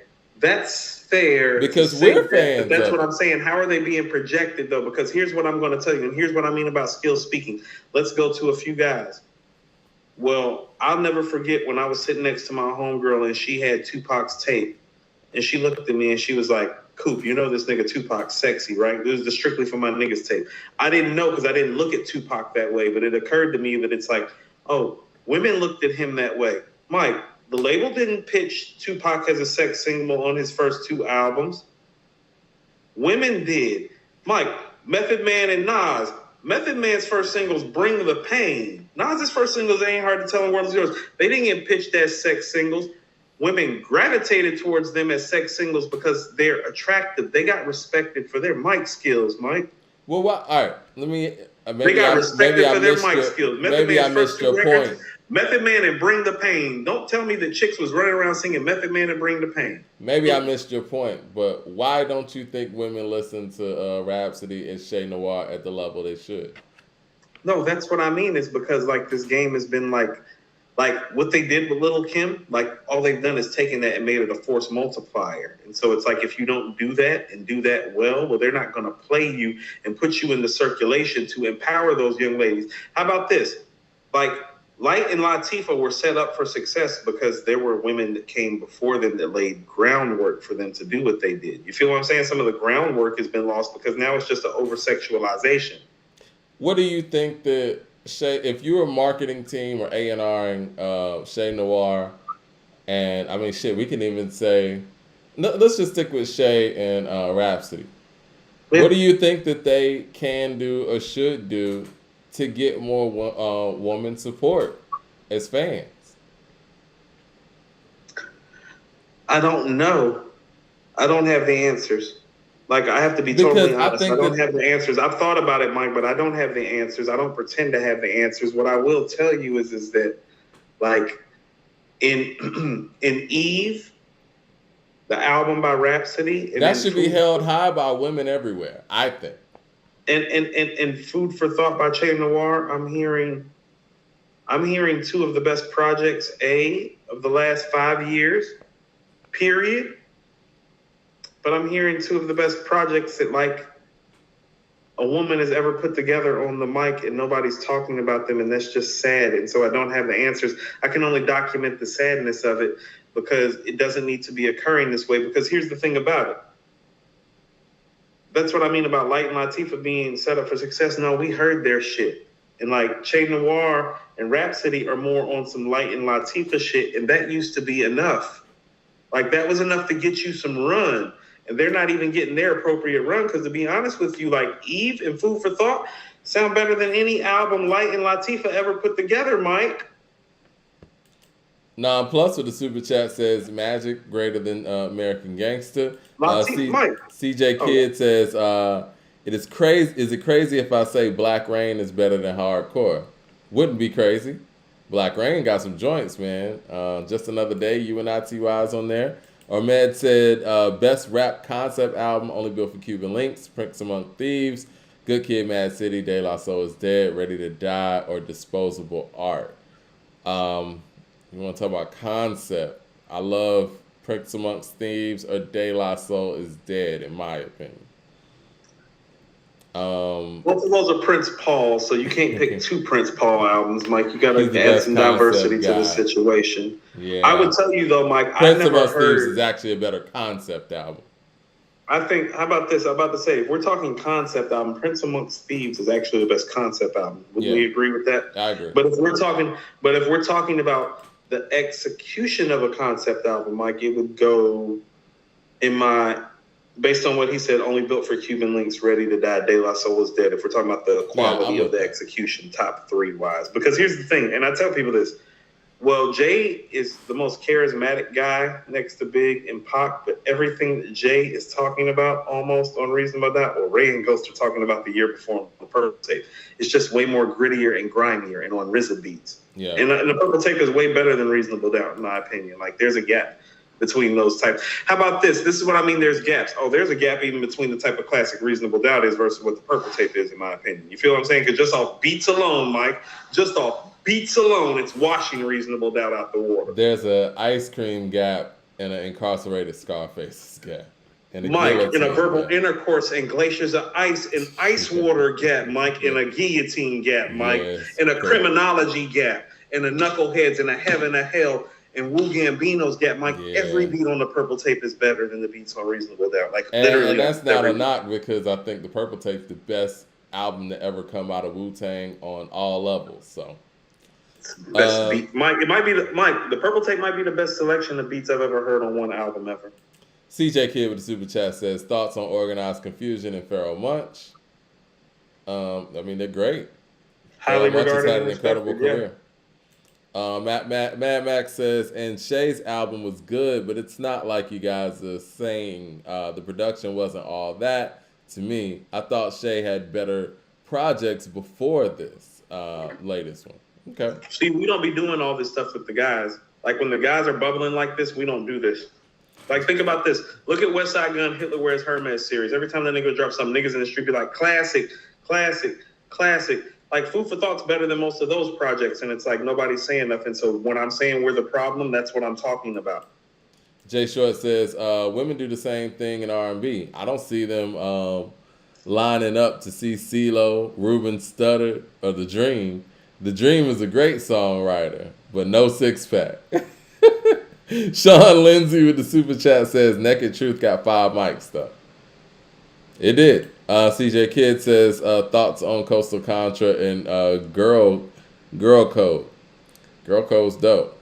Man, I got to get on this Coastal Contra. Y'all keep talking about Coastal Contra. We do, because they keep talking about it. So we going to jump. Michael Williams says, would you be happy if Hit Boy solely produced every Nas album for the rest of Nas's career? Or would you want to see him work with other producers?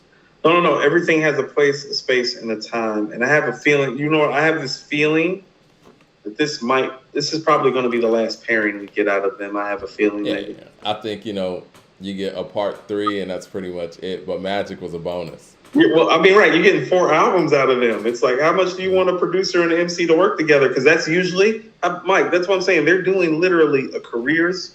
Yep. I was going to say, they need a group in about name 2 or at this 3 point. years. Mike, how many albums did Gangstar do? How many albums did Eric B. and Rakim do? Yeah, 4. Mike, I was meaning to tell you. Don't Sweat the Technique came on the other day. Like, the video. I've started watching rap videos again. I've started watching like them old like Yo MTV and BET like rap video channels. Don't Sweat the Technique, the video came on. They're so uncomfortable. You can tell that the label is trying to like keep them going. Like, they're out in LA, like in a mansion, like with all these girls in bikinis around them. It's Don't Sweat the Technique with a live jazz band playing. But like, they're not even, like, you can tell that it's like, you can tell it's over. Yeah. It's like, oh shit. It's like, I was like, you know what? The old heads that were paying attention probably knew it was over when they seen this. This is nothing like that. You can tell the separation is there. You can tell the industry is there. Like, you can smell it. Like, it's you like can see the love it. movement. Like, oh shit. Yeah. See, we were kids, so when we're seeing the Don't Sweat the Technique video, it's like, man, Rakim's the man. He's always so serious. He's got all these beautiful women around him, and he doesn't care. And it's like, when you look at it as a grown man, you can like, oh shit, this is album number 4. Him and Eric B, like, it's like they're in scenes together, but not really. And it's like, it's real cut and quick and out. It's almost like they don't fuck with each other. The chemistry looks different, for real. Chemistry looks different. Mad Max says, LOL, women don't have the voices to captivate like men outside of Lauryn Hill, Nicki Minaj, Queen Latifah, Eve, Foxy, and Light. let's go to the voice again and why voice matters. We never talk about the best female rap voices, though. We don't. I think that's a fair point. I really like Armani Caesar's rap voice. No. Here's what I was about to say. So here's what happened with Kim and Foxy opening up the game. They opened up the game for any other chick to spit their shit. And much like how it used to be with the men, Mike, it used to be the same way for the women. Well, you used to have a certain type of rap voice as a female to even get considered. And so what you got when you heard a female rap was the best of best rap voices. Mike, I love Yo-Yo's rap voice. Me too. I love Yo-Yo's rap voice, and I have since I was a child, Mike. I've loved Yo-Yo's rap voice since I was a kid. Mike, MC Lyte still has my favorite female rap voice. My favorite female rap voice is still MC Lyte to this day. Mike, the Brat kind of sounded like MC Lyte vocally when she first came out. That's part of why I liked her so much. Right. Yeah. Latifah has a great voice. Mike, Moni Love has a great voice. Roxanne Shante has a great rap voice, Mike. Even the chicks had great rap voices. Mike, Lil' Kim's voice is personable and sassy. Foxy Brown's voice is deep and throaty and dominating, almost like she can rap higher than the man can. See Nas and AZ. She actually has a deeper rap baritone than Nas and AZ does. You feel what I'm saying? As far as like when she punches the end of her bars, her throat hits heavier than Nas and AZ does because their shit pierces through more and weaves into the next bar. No, Foxy out here like boom, like a KRS would on the track. That shit matters, Mike. We like Armani so much, and she's sexy, but Mike, her voice, she has the best female rap voice right now, and it's not even a conversation. Man, Armani got the best female rap voice. It's not even a conversation. I think Lauren might have my favorite female rap voice, period. But then it might be Foxy right after that, though. No, that's my three, Mike. Like Foxy and Lauren, those are the best verses. And how about this? I get what you're saying, but it's so hard for me to remember Lauren's rap voice. You feel what I'm saying? I don't know, man. I was just listening to the Carnival the other day. Yellow Cheese Bus getting beatings if I cuss. Yeah, I was like, yo. Hold on, Mike. Get out of my head. I was listening to the Carnival the other day. I listened to the Carnival 3 days ago for the first time in like forever. Yeah, Lauren's rap voice was crazy. The way she came in the Fuji La, it was like. You want to know what, Mike? The Carnival's underrated, Mike. That album might be a classic, Mike. But, Mike, how about this? Classic. It is. That's one of those albums that was like when it came out, people thought it was really good. How about this? No, I think people thought it was great when it came out. You know what happened to that album? The Miseducation came after that, and it was over. Right. No, because Miseducation's better. Yeah, because Wyclef was running 97. He was. Wyclef was like the other Puff Daddy in 97 or something. Hey, you want to know what? Like, this is what I mean. So how about this? What we heard with No Fear of Time is kind of what we heard with the Carnival, but everybody got to hear the Carnival. Mike, it's like, oh, that's that next shit. Yeah. But what was done on the Carnival had never been done before. No. But listen, Mike, the next shit had stuff that you understood. Because here's what he did. Because he knew he was doing some next shit, so he went back and redid Staying Alive. Yeah. Guantanamera. You know what I'm saying? Like, he came back. Gone to November is a beautiful record. You get what I'm saying? So he did certain things, and they didn't do those things. Gunpowder is a beautiful record. I'm going to tell you what also disturbed me too, Mike, especially, with all this shit that's going on in Atlanta, Mike. When I heard John Forte rapping about his drug enterprise on Staying Alive, I thought to myself, I said, and that's when they started tapping us up on record. Because he literally talked about running an international cocaine ring on Staying Alive. You know that, right? I guess I never paid attention to it. You need to sit down to it. He's literally talking about being in the Caribbean, talking with his lawyers and running an international cocaine enterprise. Mike, the feds caught that shit too, because a year later, he was in handcuffs moving weight through the airport. You remember that? I remember that. Yep. Go listen to the verse on Staying Alive. That's how I got them. People need to be quiet. Streets is watching. Blocks keep clocking, waiting for you to break, make your first mistake. 4-5 The Hero says Shay needs a verse on a song like Nicki had on Monster. That would help her get noticed. Yes. Let's see.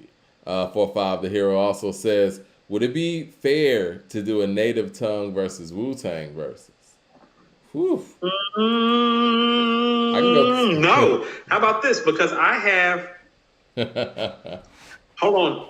The Wu-Tang Classic stuff is more top heavy. But if we were talking top 100 rap albums, I would probably say there would be 7 Wu-Tang or Wu-Tang related projects, maybe 7 or 8, and maybe like 10 or 11 Native Tongue related projects. You feel what I'm saying? Hold on. Because just Tribe and Daylight, you can go about 7 deep, no, 8 deep. Is Latifah, Common, and the Roots included in this Native Tongue thing? That's if the Roots are included. That's not fair. Well, that's what Native Tongue is. No, they're an extension of the Native Tongue. Rules. Are the Roots part of the Native Tongues collective? I think so.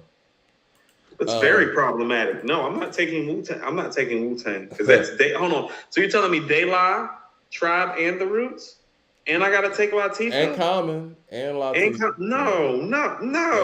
I'm not doing that. That's dumb. Mad Max says, Coop, I've been trying to put my female friends on the Shay and Rhapsody, and they tell me they boring. The farthest they're willing to go with Lady London and girls duet to hear MCs from women, unless it's about scamming dudes. I mean, I think that's a conversation too. I've always been one of those people too, like like how you observe the dance floor when like the most degrading record comes on in the club and the women run to the dance floor. It's like, do they hear what's in these, lyrics?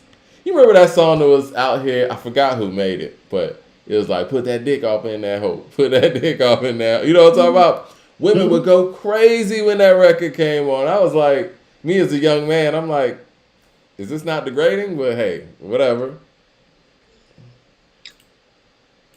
I think Ice Cube said it best. Is like, he's asked about, why you call women bitches. He's like, no. He's like, not all women are bitches. He's like, but there are bitches and hoes. No, I'm not talking about that. I'm just talking about the fact that those records that are complained about seem to get embraced the most. And then when you got somebody like Mad Max trying to put women onto a Shay Noir or a Rhapsody, they say they boring.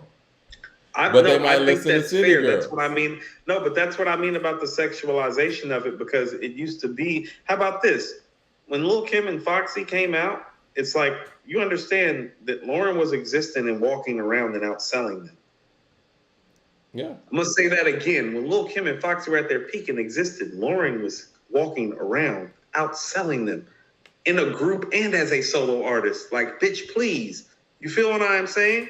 And so all I'm saying is that, well, what happened to that balance?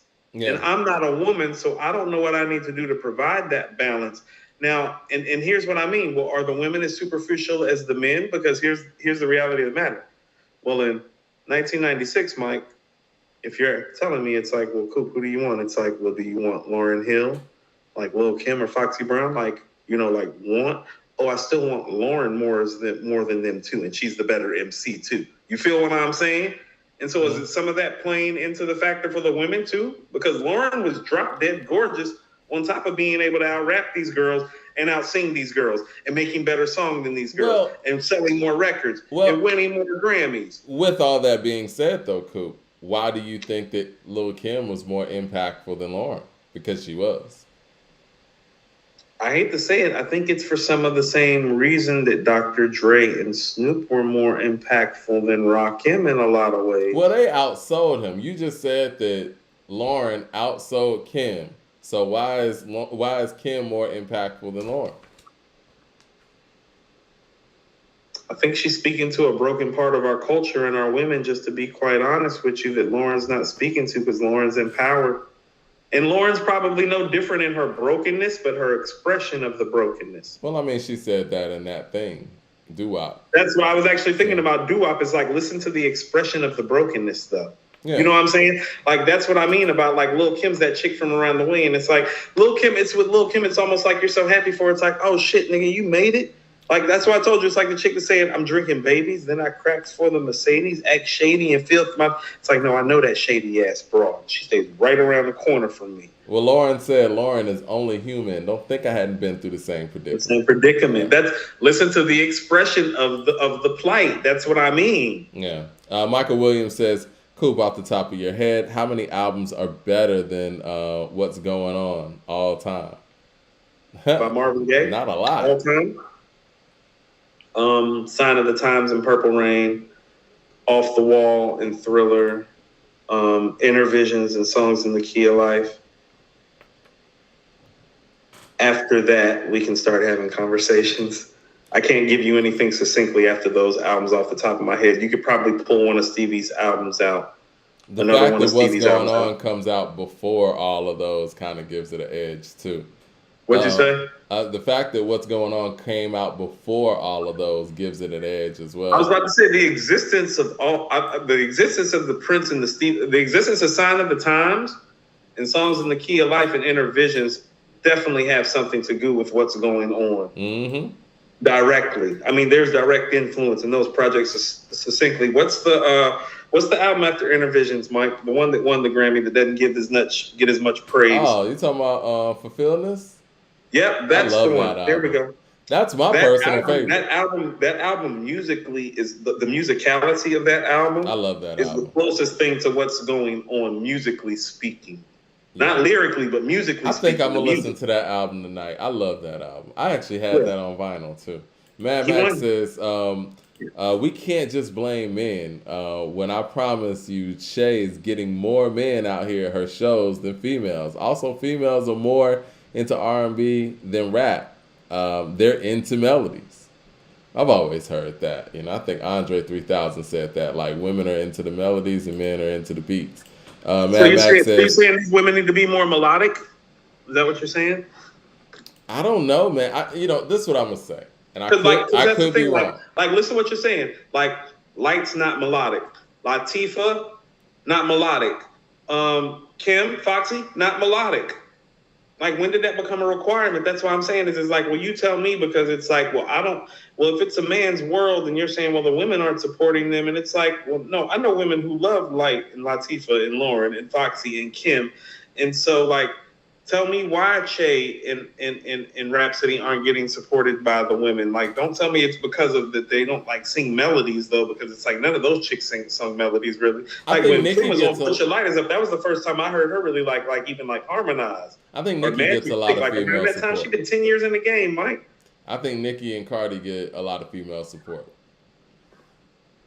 But are they getting it musically? That's what I'm saying. It's like that's not a music thing, Mike. Well, where's it coming from then? Like, it's a personality thing. See, this is what I mean. We got to start, it's almost like the hip-hop women. Hold on. You think Nicki is a personality thing? Now, I give you Cardi, but I don't think women like Nicki because of her personality. No, it's the fact that she has one, like a big one, or multiples of them. Okay. You feel me? It's almost like, it's like 50 said, it's like, well, all news is like kind of good news. It's like, well, it all sells. It's like, well, no, you may not like Nicki's personality, but don't she have one? Yeah, that's facts.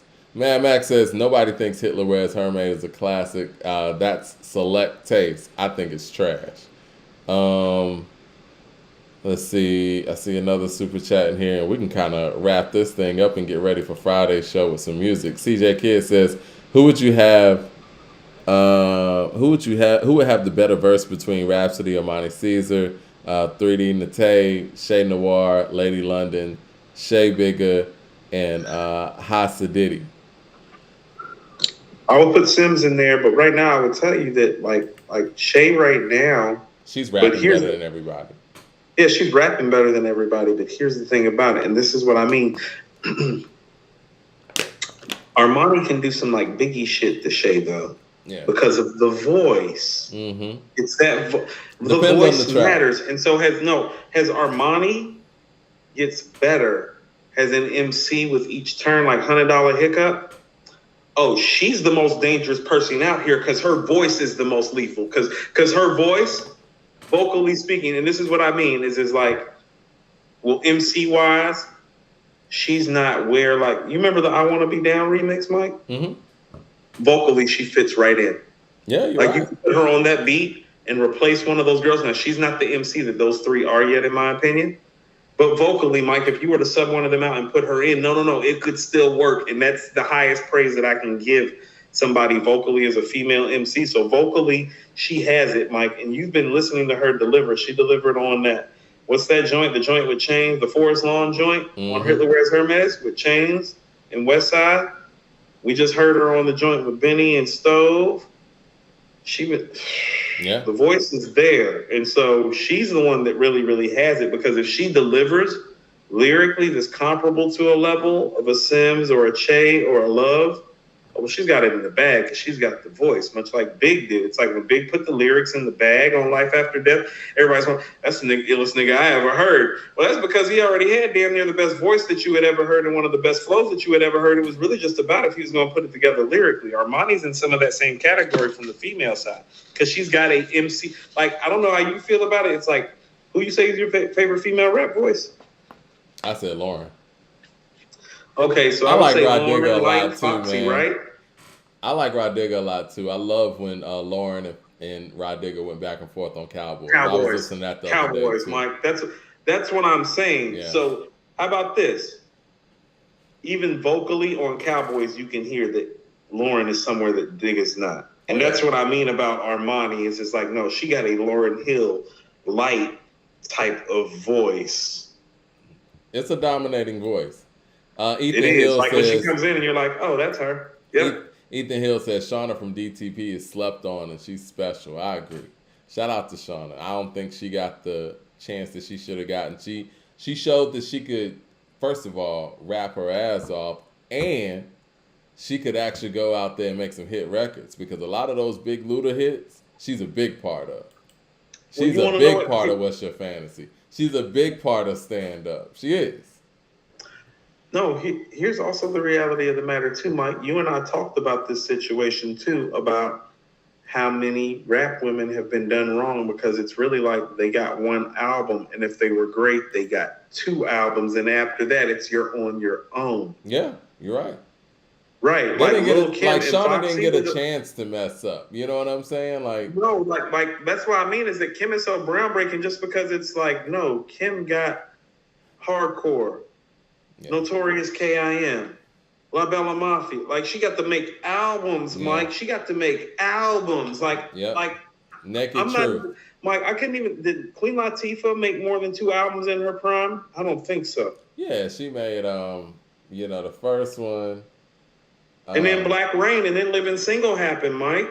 I feel like there's something between Black Rain and the first album.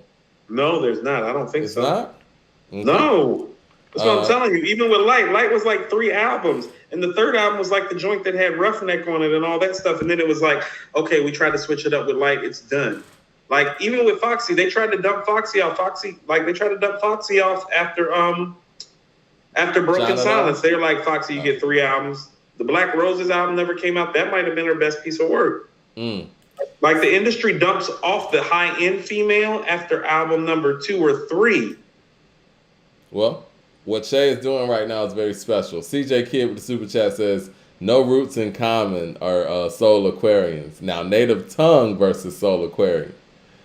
See, they're a little bit of the same because Q-Tip's in Soul Aquarian too. CJ Kidd also says, who did the naming the chicks on the verse better? Fife on Butter or DMX on What These Bitches Want From Me? Well, that one goes to X, and I love Fife. I was saying Fife. I say Fife. Okay. Jay Short There's something says, nostalgic about that part. That was the first time I heard a dude do that. I was like, this nigga's getting money. Yeah, he was killing that. Jay Short says, Coop, I think you said Rhythm Nation was the best R&B album of the 80s. What about Guy's debut? Started a genre that dominated radio for half a decade. No, I didn't say it was the best album of the 80s. I said that you could sit Rhythm Nation right next to Thriller or Purple Rain or Sign of the Times, and you wouldn't lose anything because it deserves to be held in that regard. I would still put those 3 albums ahead and have that album at 4th. Mad Max says, Lauren for the women that wear their real hair. Lil' Kim is for the women I see outside every day in wigs and talking like a dude with reckless loose lips. See, why can't it be both? See, how about this? Why can't that woman be one person? It can be. Mad Max says, Lady London would out rap Shay and Armani Coop. I pick her for the super chat. I'm sorry. I pick her for that super chat track over Shay Bigger. They'll bring the bars and personality. Personality is important. Personality is important. All right, well, I guess, man, we can get up out of here, man. We can cover, like, the album stuff on Friday. I'm sure there's going to be some more news to cover, some things that we didn't even cover on here. But for the people who want to check out that Patreon that we did, it was epic on Monday. The actual episode is pinned up to the top of the chat. You can click that. And like I said, man, you know, try to get us up to 10,000 subscribers, man. We almost there. Hit that subscribe button and, you know, click the bell icon. Rock with us so you know when we live. Any closing thoughts, Coop, before we get up out of here? No, I mean, we just have to start unpacking these things fairly. That's what I mean is it like, I just remember a time, part of why 96 was probably the best hip hop year ever in terms of music, Mike, is because everybody got to exist and be who they were. It's like, no, it was okay for Lauren to be who she was and Kim to be who she was, and they got to be stars all in the same in totally different ways. It didn't have to be like, there was like none of this shit going on in 96 where it's like, oh, well, you got to do this way or that way for it to work. There was a lot of open lanes. Kim was nice. Lauren was nice. They did different things. They both sold a lot of records. They both changed the culture. They just changed the genre. And this is even what I mean about, and here's maybe where the women can chime in more and let us know what's going on. Like I told you, like Kim may have like had the hood, but Lauren had the world at her fingertips, Mike. Like Kim had the hood, like she had the block at her fingertips. Lauren had the world at her fingertips in the 90s and the end of the 2000s. Like it wasn't Kim that we was talking about. Well, like we that. Were, but I know what you mean. No. Lauren's a once in a lifetime. We were talking about Kim. But this is what I mean. Some of that had to do with big. Artist to artist, we was not talking about Kim like she could fuck with Lauren on the mic, and you know that. No, I know that. And when we heard something, and then when we heard Mike, you remember hearing Lost Ones and Doo-Wop around the same time, Mike. Wasn't nobody walking around talking about Kim and Foxy when Lauren dropped Doo-Wop and Lost Ones. She was always viewed as something different, you know. Right. So so you don't got to talk a certain way or be certain. No, like Lauren already dispelled that dispelled that notion. But Mike, she was as highly skilled as it came. Jay Short said, highly skilled as it came. Jay Short said, you got to watch those herbal tea chicks too. And on that note, we gotta call Tyrone. Call.